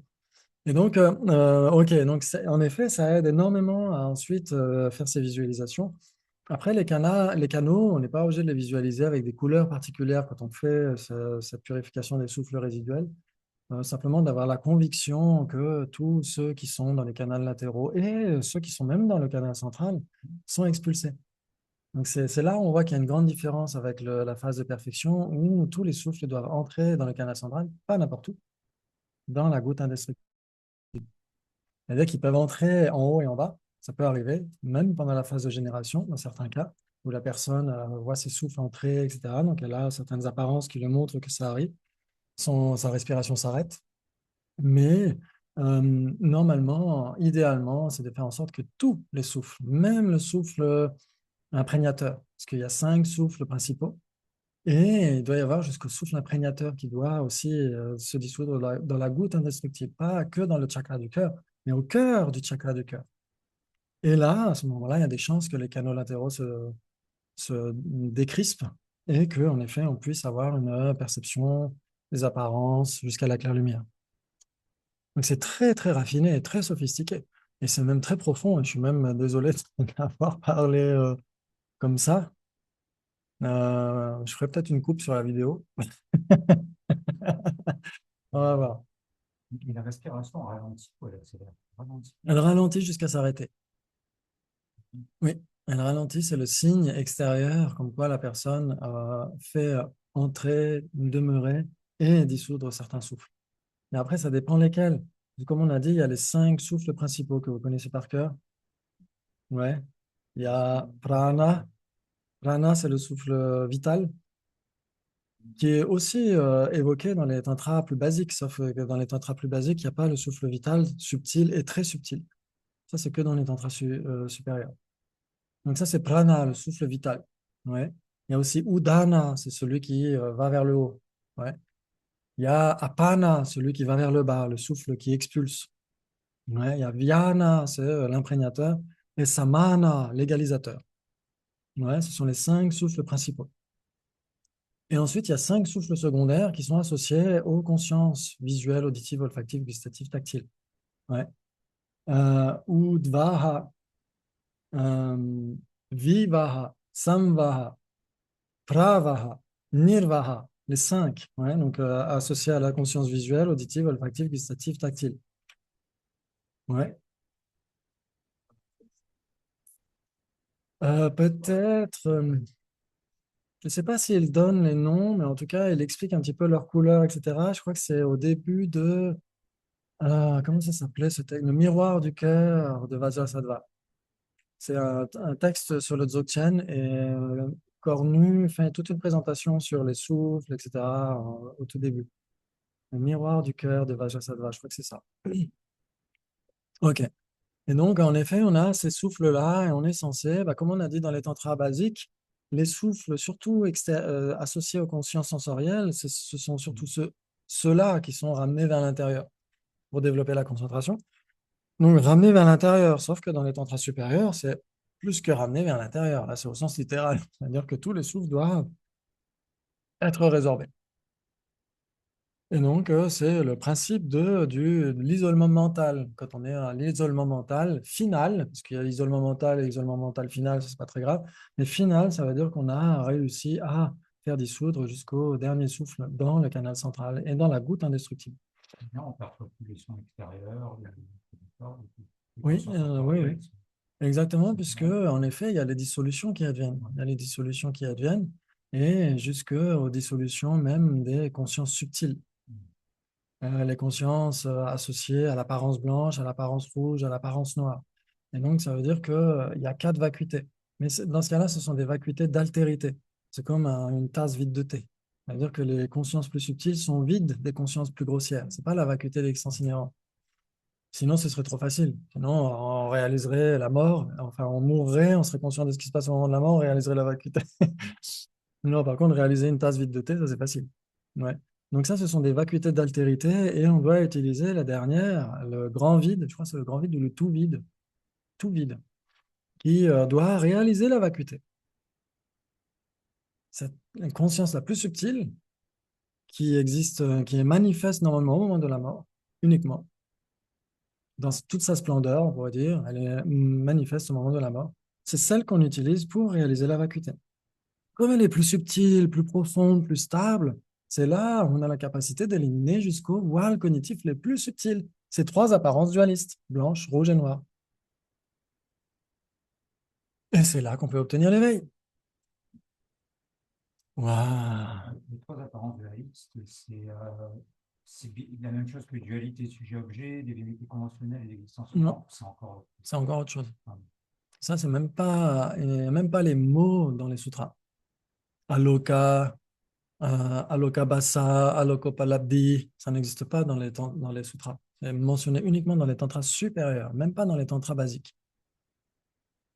C'est les trois apparences subtiles, les trois apparences dualistes extrêmement subtiles, c'est le voile cognitif extrêmement subtil. C'est pour ça qu'on est obligé de pratiquer les tantras supérieurs pour atteindre l'éveil. Tant qu'il y aura ces trois apparences dualistes extrêmement subtiles, il y aura encore un voile cognitif. Donc il n'y aura pas l'éveil. C'est-à-dire qu'on les voit et on les voit extérieurement. Elle se manifeste de l'intérieur. Ça veut dire, par exemple, dans les textes, alors ça, vous lisez, vous pouvez lire, par exemple, Vaincre la mort et vivre une vie meilleure de la Sasanté Dalai Lama. Vaincre la mort et vivre une vie meilleure. C'est un commentaire que fait Sasanté à Jeffrey Hopkins d'un texte du Panchen Rinpoche sur la mort, justement, ce qui se passe au moment de la mort. Et donc, il parle de ça. Donc, vu qu'il en parle, je peux me permettre d'en parler. Et donc, c'est comme si la conscience elle-même était baignée dans une aube totalement dénuée de nuages, mais totalement blanchâtre, comme baignée de la clarté lunaire. Non, c'est comme une apparence interne, comme par exemple, des fois, quand on se cogne le coude, tu vois, on voit des étoiles, quand on est sur le point de s'évanouir, et ben c'est exactement ça, c'est intérieur. Ouais, vaincre la mort. On visualise pas quelque chose de noir, on ferme les yeux et puis en fait, c'est comme un voile blanc. Ouais, pourquoi pas? Mais c'est surtout, ouais, c'est vraiment très intérieur. C'est comme dans un rêve. Dans un rêve, ça se passe à l'intérieur, c'est dans notre esprit. C'est notre esprit qui prend cette forme-là d'une certaine manière, non? Et donc là, c'est pareil, c'est comme si notre esprit était un ciel sans nuages, sans aucune circonférence et totalement baigné d'une clarté lunaire. Et ensuite, bah, l'apparence rouge, c'est une clarté solaire. Et ensuite, il y a l'imminence noire qui a deux segments. Il y a cette obscurité et un évanouissement. Et donc, c'est à l'issue de cet évanouissement que on peut dire que la claire lumière va survenir. Et donc, cette claire lumière-là est très, très précieuse puisque c'est justement celle-ci qui permet de réaliser la vacuité. Si on pratique les tantras supérieurs ou le Mahamudra tantrique, etc., ou le Dzogchen, c'est le même niveau de réalisation. Et si c'est le cas, à ce moment-là, la personne ne meurt plus, elle transforme la mort en dharmakaya, en réalité. Elle a éliminé les dernières apparences dualistes, donc elle obtient le dharmakaya et donc elle obtient l'éveil. Et si ce n'est pas le cas là, si elle n'a pas de chance au grattage, elle a une seconde chance au tirage. Ça veut dire qu'une fois que la claire lumière, comme la Tsongkhapa, il a obtenu l'éveil dans le bardo. Et donc, le, Quand la claire lumière cesse, eh ben, c'est les apparences, mais qui viennent dans l'ordre inverse. L'imminence noire, l'accroissement rouge et l'apparence blanche. Et donc, quand l'imminence noire advient, c'est là où le bardo se manifeste. Ouais, où le corps de bardo va survenir, etc. Et donc là, il est possible de transformer ces apparences aussi à ce moment-là. Et donc, on transforme le bardo en Sambhogakaya. Et donc là, on obtient l'éveil dans le bardo. Depuis le bardo, enfin, il n'y a même pas de bardo. Il est remplacé. C'est magnifique. Ça veut dire que tant qu'on n'a pas réalisé notre véritable nature, on va mourir, être dans l'état intermédiaire, renaître, mourir dans l'état intermédiaire, renaître, etc., etc. Rebelote, rebelote, rebelote. Si on réalisait vraiment la véritable nature de tout ça, on réaliserait les trois vajras du Bouddha, les trois kayas du Bouddha. Si vraiment on réalisait cela. C'est ça qui est magnifique et triste à la fois. Parce qu'il suffirait de réaliser, en fait, juste ce qui est là depuis toujours. Mais comme on ne le réalise pas, eh ben, on est en train d'halluciner, comme quoi on est des êtres ordinaires qui mourront, qui renaissons, qui mourront, qui renaissons. C'est triste. Ouais. Et donc, tout le boulot des tantras supérieurs, c'est ça, c'est de se dire, oui, tous les êtres pourraient se réveiller de ce cauchemar. Tous les êtres pourraient se réveiller de ce cauchemar en réalisant leur véritable nature, leur nature de Bouddha, en la rendant la plus manifeste possible au travers des kayas. Ce serait magnifique. Waouh, oh là là, c'est beau. Donc là, on a vraiment obtenu le pinacle de l'enseignement du Bouddha. On a parlé du pinacle du pinacle. Ok. Est-ce que vous avez des questions par rapport à ce qu'on a vu là? Alors, bien sûr, on essaiera de revoir certains points au cours de la fois prochaine, surtout par rapport aux symboles et par rapport aux objets rituels et par rapport à une sadhana en général, etc., etc. Mais là, on a quand même évoqué certains points très, très postillants. Ouais. Il me semble que tu n'as pas évoqué les 5 stades. Tu as dit Alors, isolement physique, isolement verbal, isolement mental, ou tu as oui, développé. Puis après, oui. Exactement. Donc, on pourrait dire que surtout dans les 5 stades, on a donc l'isolement physique, il est surtout dû à la phase de génération, parce qu'on isole notre apparence physique de l'ordinaire. Ouais, donc, le yoga de la déité, c'est justement s'isoler de l'apparence ordinaire de nos agrégats. On pourrait dire ça. Et ensuite, quand on parle de l'isolement verbal et l'isolement mental, c'est là où ça advient sur la phase de perfection et c'est le premier niveau. Ouais. On pourrait dire que c'est surtout l'isolement verbal. Ensuite, il y a l'isolement mental. Ensuite, il y a le corps illusoire. Ouais. Et ensuite, la claire lumière. Et ensuite, l'union. C'est les 5 stades. L'isolement verbal, l'isolement mental. Ensuite, on a le corps illusoire, la claire lumière et l'union. Ouais. Donc, en fait, simplement, l'isolement verbal, ce sont des pratiques de récitation de mantras pour essayer à nouveau de faire entrer les souffles dans le canal. Et ça va engendrer l'isolement mental, puisque là, la conscience mentale très subtile va être isolée des consciences mentales plus grossières. Mais ce n'est pas encore ce qu'on va appeler la claire lumière, parce que quand on dit la claire lumière, le vrai sens de claire lumière, c'est la claire lumière de signification. Ça veut dire réaliser la vacuité directement grâce à l'esprit inné de claire lumière. Donc là, quand c'est que l'isolement mental, on peut parler encore, bien sûr, de clair-lumière, mais ce sera une clair-lumière métaphorique. C'est-à-dire que la personne peut très bien, à ce moment-là, avoir les apparences qui se manifestent jusqu'à la clair-lumière et réaliser la vacuité, mais conceptuellement. Donc ça reste une clair-lumière, mais ce n'est pas vraiment la vraie clair-lumière. La vraie clair-lumière, c'est celle du 4e stade, qui est la clair-lumière de signification.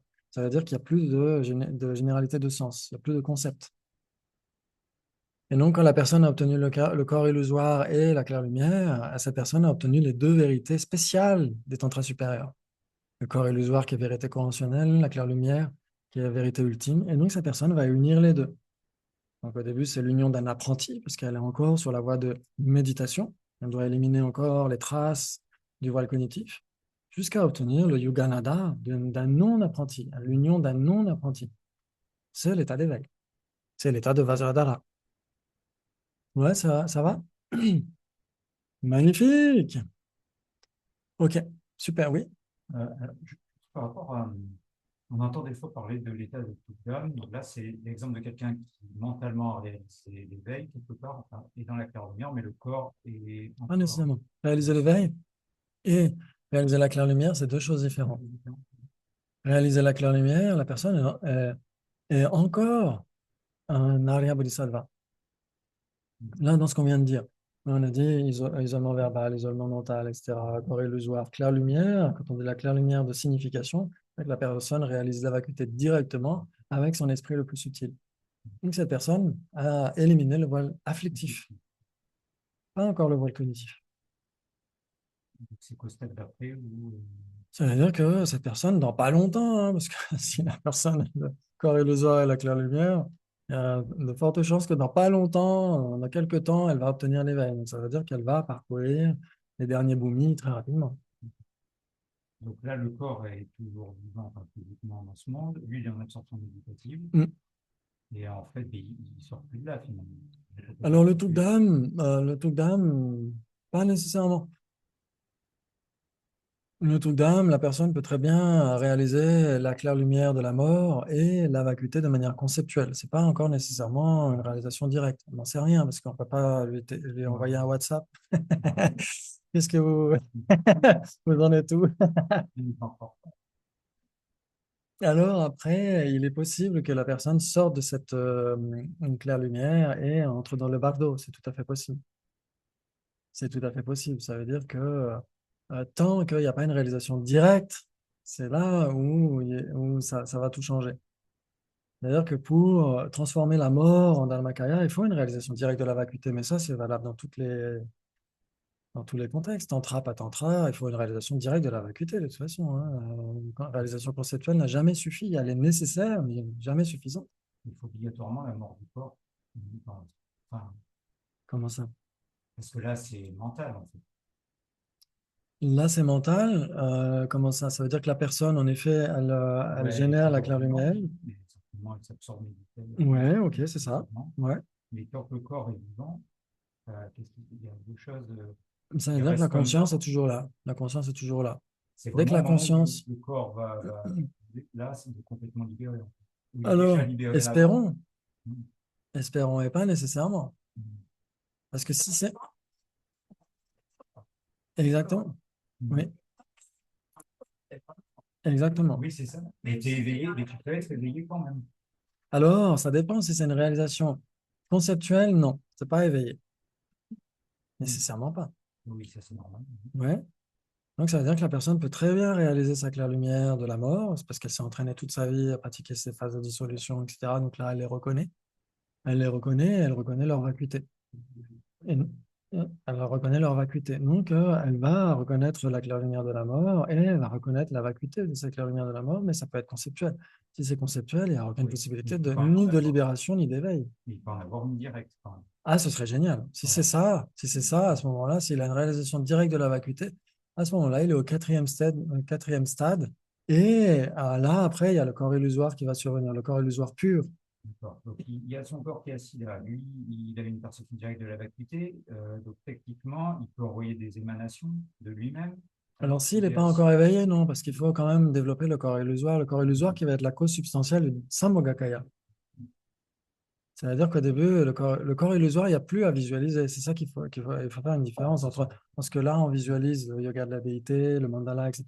Mais quand la personne obtient le corps illusoire, elle ne visualise plus. C'est une claire apparence. Ouais, donc, c'est non conceptuel. C'est-à-dire que le corps illusoire est manifeste pour elle, sans qu'elle se force. Et ça doit advenir pour qu'ensuite elle unisse ce corps illusoire avec la claire lumière qu'elle va à nouveau réaliser et donc unir les deux vérités jusqu'à obtenir l'union d'un non-apprenti. Donc ça va advenir dans pas longtemps si la personne a réalisé la claire lumière de signification. Dans peu de temps, elle sera éveillée. Mais pas nécessairement à ce moment-là. J'ai juste une question rapide. Par rapport à l'emplacement des canaux, on trouve des fois à droite, enfin il y a plusieurs choses différentes. J'ai entendu que pour les hommes, il fallait se coucher sur la droite, pour les femmes, c'était l'inverse. Est-ce qu'il y a une vraie Moi, j'ai jamais différence? entendu dire que les femmes doivent se coucher sur la Je sais gauche. pas, par exemple, dans le yoga des rêves, c'est ce qui... Ah ouais? Et dans d'autres textes, ils le disent aussi. Je me demande si la majorité, pour la création des à un moment donné aussi dans un D'accord. pour les- Ouais. Alors, dans The Celebration of the Vajraholder, c'est ce que dit le Nupandita. Il dit que justement, quand on reçoit le cordon de protection, il dit pour les hommes, c'est l'amour qui vient protéger la sagesse. Et il dit pour les femmes, c'est à l'autre bras. Mais alors peut-être que quand la Tsongkhapa parle de ces deux canaux, Rasana et Lalana, dans ce cas-là, il parle que pour les hommes. Pourquoi pas? Pourquoi pas? C'est tout à fait possible. Mais moi, j'en sais rien. J'ai pas fait d'échographie sur le corps d'une femme. Pourquoi? Et même à travers une échographie, on pourrait pas le voir. Exactement. Donc, je pourrais pas vous dire. Il faudrait demander vraiment à des vrais enseignants tantriques qui puissent vous dire ça.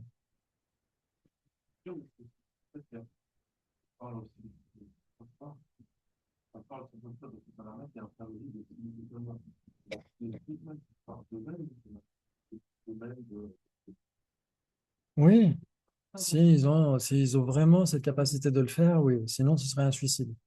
Donc, s'ils ont vraiment la capacité de dire, OK, maintenant je décide, etc., les conditions ne sont plus appropriées, et que ce n'est pas par attachement ou par aversion, etc., dans ce cas-là, c'est possible. Par exemple, le Bouddha a décidé lui-même, mais ce n'était pas un suicide. Ouais. Donc, oui, c'est tout à fait, ça dépend de leur niveau de réalisation. On arrive à quel état de réalisation? Si c'est confirmé que la personne sait exactement ce qu'elle fait, oui. Mais après, oui, pourquoi pas? Pourquoi pas? Mais après, si en effet la personne a une vraie réalisation, pourquoi pas? Ouais. Très bien. Quoi d'autre? Ouais. Une question un peu plus light. C'est qui Guya Samaja? Alors, c'est l'un des Bouddhas. C'est l'un des Bouddhas. C'est l'une des formes prises par le Bouddha Shakyamuni pour enseigner une méthode d'obtention de l'éveil. Ça veut dire l'union secrète. Ça veut dire l'union secrète et bah, c'est l'un des tantras supérieurs, tout simplement, Guya Samaja, mais en fait, c'est pas vraiment son nom à lui. Il s'appelle Dvesha Vajra, en réalité, le Bouddha au milieu, ou Akshobhya Vajra, ça dépend. Ouais, il peut avoir plusieurs noms. Mais Guya Samaja, c'est plutôt le nom du cycle tantrique lui-même. Ça veut dire l'union secrète, ça veut dire toutes ces déités qui sont tous nos aspects actuellement, mais vus de manière plus parfaite. Nos facultés, nos éléments, nos agrégats, les formes, les sons, les odeurs, etc., qui appartiennent à notre continuum, tout ça est sous forme de déité. Donc ça donne 32 déités dans la tradition d'Arya Nagarjuna. Il y a d'autres traditions qui existent, hein, Nyanapada, etc., mais chez Arya Nagarjuna, c'est celle qui est la plus mise en valeur. Donc, parce que j'ai bien compris, Marie Roubou. Guya Samaja, donc c'est ce qui décrit tout comment dire, l'entourage du tantra. Enfin, l'entourage. C'est paquet tantra. Ouais, c'est un tantra. C'est un tantra particulier, mais ouais, c'est un tantra particulier. Alors, il y a un tantra très long qui existe, mais dans la tradition tibétaine, on a surtout un tantra en 18 chapitres, qui est plus résumé. Mais il y a un tantra très très long en 25 000 stances ou quelque chose comme ça, je ne sais plus exactement l'exact tantra, mais il semble que ce soit trop difficile à garder à l'esprit. Donc, c'est pour ça que le Bouddha a décidé aussi de donner 18 chapitres. Et donc, dans ces 18 chapitres, il y a des strophes qui sont extraites et qui sont assemblées par Arya Nagarjuna en particulier. Dans ces sadhanas, par exemple, il y a le Pindikrita Sadhana, dans lequel il extrait des strophes du Tantra pour établir une sadhana. Pour qu'on se familiarise avec ce Tantra et qu'on devienne nous-mêmes un jour Guya Samaja. Donc, on devienne un Bouddha. C'est une très belle pratique et c'est, comme on l'a dit tout à l'heure, ça contient l'essence des enseignements du Bouddha dans le sens où tant qu'il existera, tant qu'il sera expliqué, tant qu'il sera mentionné, etc., les tantras existeront. Et donc, cette pratique-là, c'est un tantra supérieur. Ouais. C'est la pratique du tantra supérieur. Oui, une des pratiques exactement. Du tantra supérieur. Ouais, tout à fait. Un tantra supérieur pair, tantra pair. Exactement. Ouais. Très bien, super. Quoi d'autre? C'est bon, on a fini? On peut faire une petite. Il a l'apparence de la déité avec tout le mandala. C'est pas Jonathan. Lui, il ne va pas se voir comme Jonathan dans son communisant. Non. C'est vraiment du corps déité. Oui. Son idame, par exemple. Exactement. C'est-à-dire que ce qu'on visualise au moment de la phase de génération, au moment de la phase de perfection, on n'a plus besoin de le visualiser, ça se manifeste. Normalement, à partir de la goutte indestructible, d'après ce que disent les textes. Ouais, Et l'autre question, c'était par rapport aux syllabes. Ça, tu parleras dans les sadhanas. ouais, c'est pourquoi pas. Quelle syllabe? Bien. Syllabe germe, ouais, oui, tout à fait. On pourra en parler. On pourra en parler. On sera peut-être plus frais. Donc, on en reparlera. Si j'oublie, il ne faut pas hésiter de. Ouais, ok. Très bien. Donc, on a un petit peu de temps pour faire une pratique de Vajrasattva, surtout que j'ai dû raconter, j'ai dû briser tellement de samaya que ça va surtout m'être utile.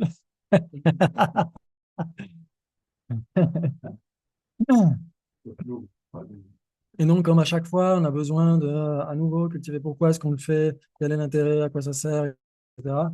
À chaque fois, de prendre en compte les quatre nobles vérités, les vraies souffrances, les vraies origines, les vraies cessations, les vraies voies. Si on le médite à notre égard, c'est le renoncement. À l'égard des êtres, c'est bodhicitta. Ouais, donc, on essaie de redévelopper ça et de se dire qu'on a tous besoin de purifier nos voiles, on a besoin de purifier les souillures qui souillent temporairement la nature de Bouddha. Ouais, donc on va essayer de cultiver cette aspiration à le faire pour le bien de tous les êtres.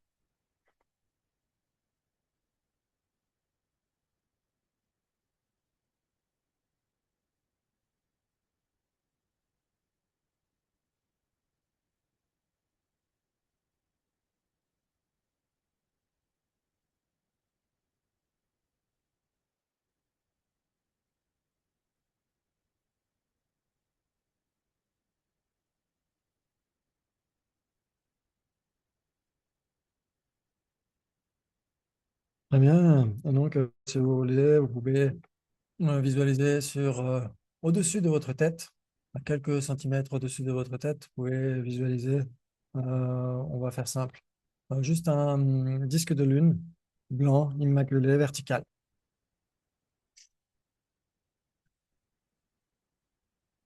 Et sur ce disque de lune va se manifester un rond blanc vertical, extrêmement lumineux, symbolise les cinq sagesses. Il envoie des rayons lumineux dans toutes les directions, extrêmement rayonnantes. Une partie de ces rayons lumineux va faire des offrandes à tous les Bouddhas des 10 directions, des 3 temps.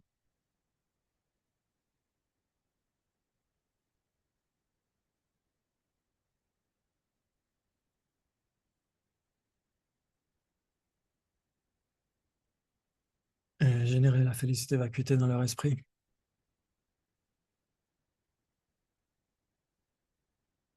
Et l'autre partie des rayons lumineux va aider tous les êtres à parcourir les différentes voies vers l'éveil, jusqu'à obtenir l'état de Vajrasattva.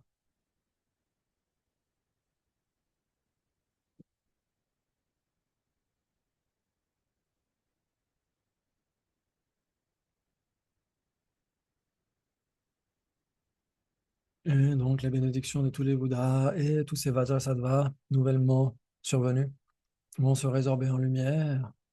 Les rayons de lumière vont rejoindre le Hum qui les a générés. Et quand tous ces rayons lumineux sont rassemblés, une immense déflagration splendide de lumière blanche, immaculée, avec des couleurs d'arc-en-ciel, se manifeste. Et quand cette lumière se résorbe à nouveau, c'est Vajrasattva assis sur un lotus blanc, sur un disque de lune. Il tient un Vajra au niveau du cœur et une cloche au niveau de la hanche. Il est fait de cristal ou de diamant. Il est translucide, extrêmement pur. Elle symbolise la pureté de notre esprit. Notre esprit n'a jamais été foncièrement souillé par les afflictions, etc. Il n'a fait qu'être temporairement influencé par cela.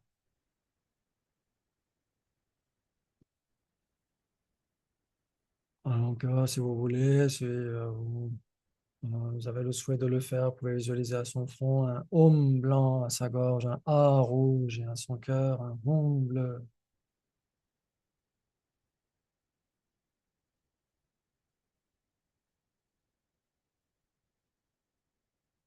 Et toujours le Om blanc à son cœur sur un disque de lune et sur les bords du disque de lune, le mantra sans syllabes. Les lettres sont verticales Elles sont aussi cristallines.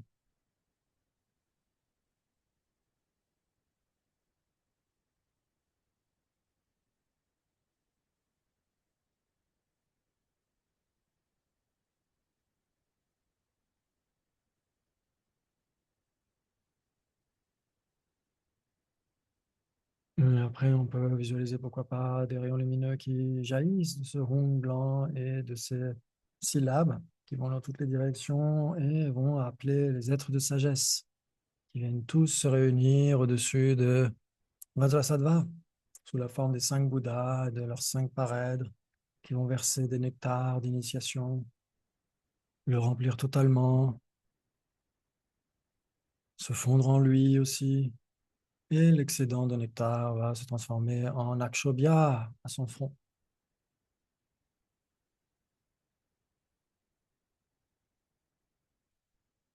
Et si vous le souhaitez, comme on n'a pas beaucoup de temps, on peut réciter le mantra, on peut le réciter une fois verbalement et puis ensuite mentalement.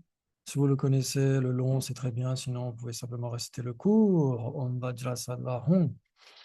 Et pendant qu'on fait la récitation du mantra verbal, on peut visualiser les différentes façons d'être purifiés, nous et tous les êtres, sans exception, de tous nos voiles, de toutes nos afflictions, de tous nos karmas négatifs, tout ce qu'on a fait de mal, verbalement, physiquement, mentalement. Tout cela va être purifié, nettoyé, totalement dissous. Et donc, vous pouvez faire les 3 visualisations différentes. C'est-à-dire que les souillures vont quitter notre corps vers le bas, ou ensuite elles vont quitter notre corps vers le haut. Et ou encore la visualisation comme le rayon laser, dès l'instant où il apparaît, toute l'obscurité disparaît. Donc, vous pouvez faire comme vous le souhaitez pendant qu'on récite le mantra.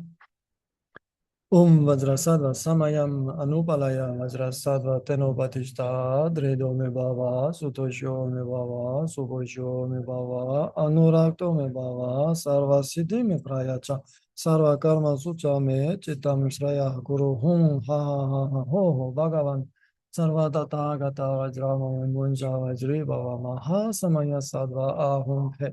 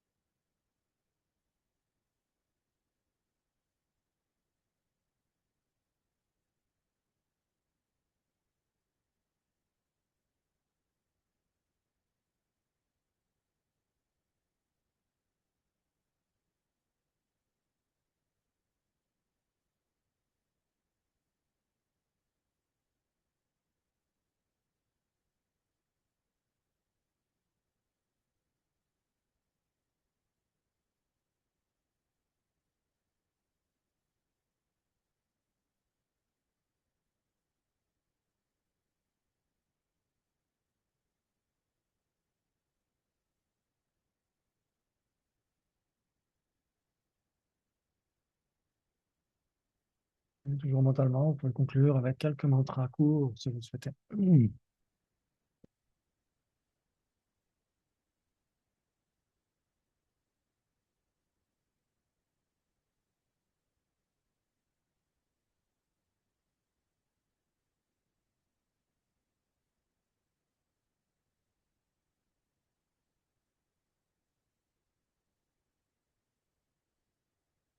C'est comme si on pouvait entendre la voix de Guru Vajrasattva qui nous dit: Mes enfants, vos voiles, vos engagements détériorés, tout cela est totalement purifié. Essayez d'avoir la conviction que tout est purifié et pardonné.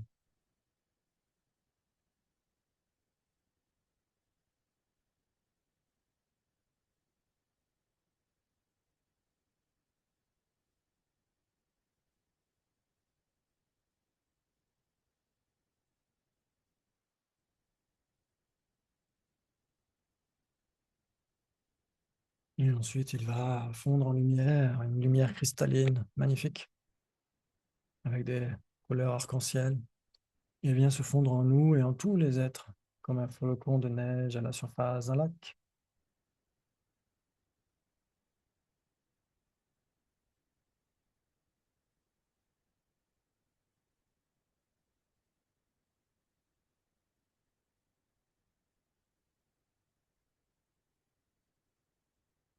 Et vous pouvez méditer sur le Mahamudra, la vacuité de l'esprit à l'instant présent.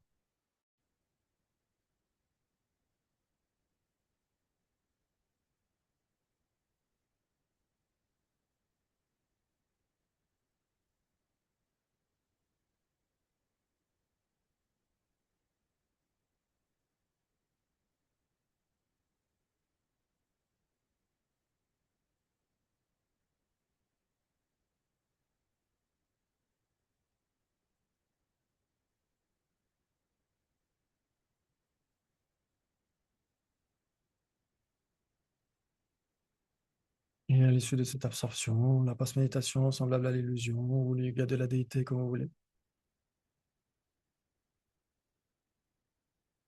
Merci beaucoup. Là, là, c'est magnifique.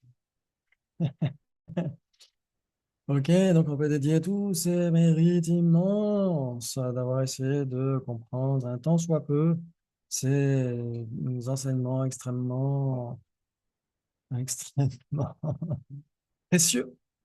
Extrêmement précieux, le plus beau cadeau que le Bouddha puisse nous faire, d'autant que tous les Bouddhas de cet univers n'enseigneront pas tous les tantras, loin de là, ils sont extrêmement minoritaires. Ils les enseigneront dans d'autres univers, mais pas dans celui-ci. Donc nous sommes extrêmement chanceux, extrêmement fortunés. Et donc nous pouvons dédier les mérites à la longue vie et l'excellente santé de sa sainteté de Dalai Lama, sans lequel il n'y aurait pas tout cela. Impossible, c'est comme un soleil, comme un phare dans ce monde, comme un exemple incroyable, incroyable, un maître authentique et qualifié, incroyable. Et donc on peut vraiment dédier à ce qu'il puisse vivre le plus longtemps possible des ères cosmiques entières pour continuer à nous aider à y comprendre quelque chose dans tous ces enseignements et à nous servir d'exemple. Et bien sûr, à la stabilité de l'existence, de la longévité de tous les maîtres authentiques et qualifiés, le retour le plus rapide possible de tous les maîtres pleinement qualifiés, comme la main sur les Bocce, et pour que toutes les conditions soient appropriées, pour qu'à nouveau la FPMT retrouve un guide authentique et qualifié comme lui, et que tous les conflits, toutes les guerres, toutes les négativités des êtres de ce monde et de l'univers tout entier, et en particulier des dirigeants, ceux qui ont du pouvoir, puisse tout cela être totalement aboli. Puisse la lucidité, le bon cœur, le vivre ensemble et l'harmonie régner dans ce monde et chez ces dirigeants en particulier. Et puissent les droits humains et non humains être respectés le plus rapidement possible, le droit des animaux, le droit de l'environnement être respectés le plus rapidement possible et que tous les enfants, garçons et filles, obtiennent une éducation éclairée, libre et gratuite, et l'éducation du cœur comme de l'esprit. Car, comme disait Victor Hugo, l'esprit se nourrit de ce qu'il reçoit. L'esprit se nourrit de ce qu'il reçoit et le cœur de ce qu'il donne. Magnifique. pour que vous puissiez tous être heureux et essayer de mettre en application ce qu'on essaye de voir tous ensemble quand on se retrouve et que nous puissions nous retrouver dans les meilleures conditions la fois prochaine, comme d'habitude. Et merci à tous du fond du cœur. Prenez bien soin de vous. Merci beaucoup. Salut Steven. Salut Christine. Oh, merci. Ciao, ciao. À bientôt. À la fois prochaine. Prenez bien soin de vous. C'est quand? Merci. C'est quoi la date? La date, Bonne question, hein. 7 et 8 mars. Ah 7 et ouais. 8 mars. On va essayer de voir un petit peu tout ça tranquillement. Merci beaucoup. À bientôt. Ciao, ciao. Prenez soin de vous.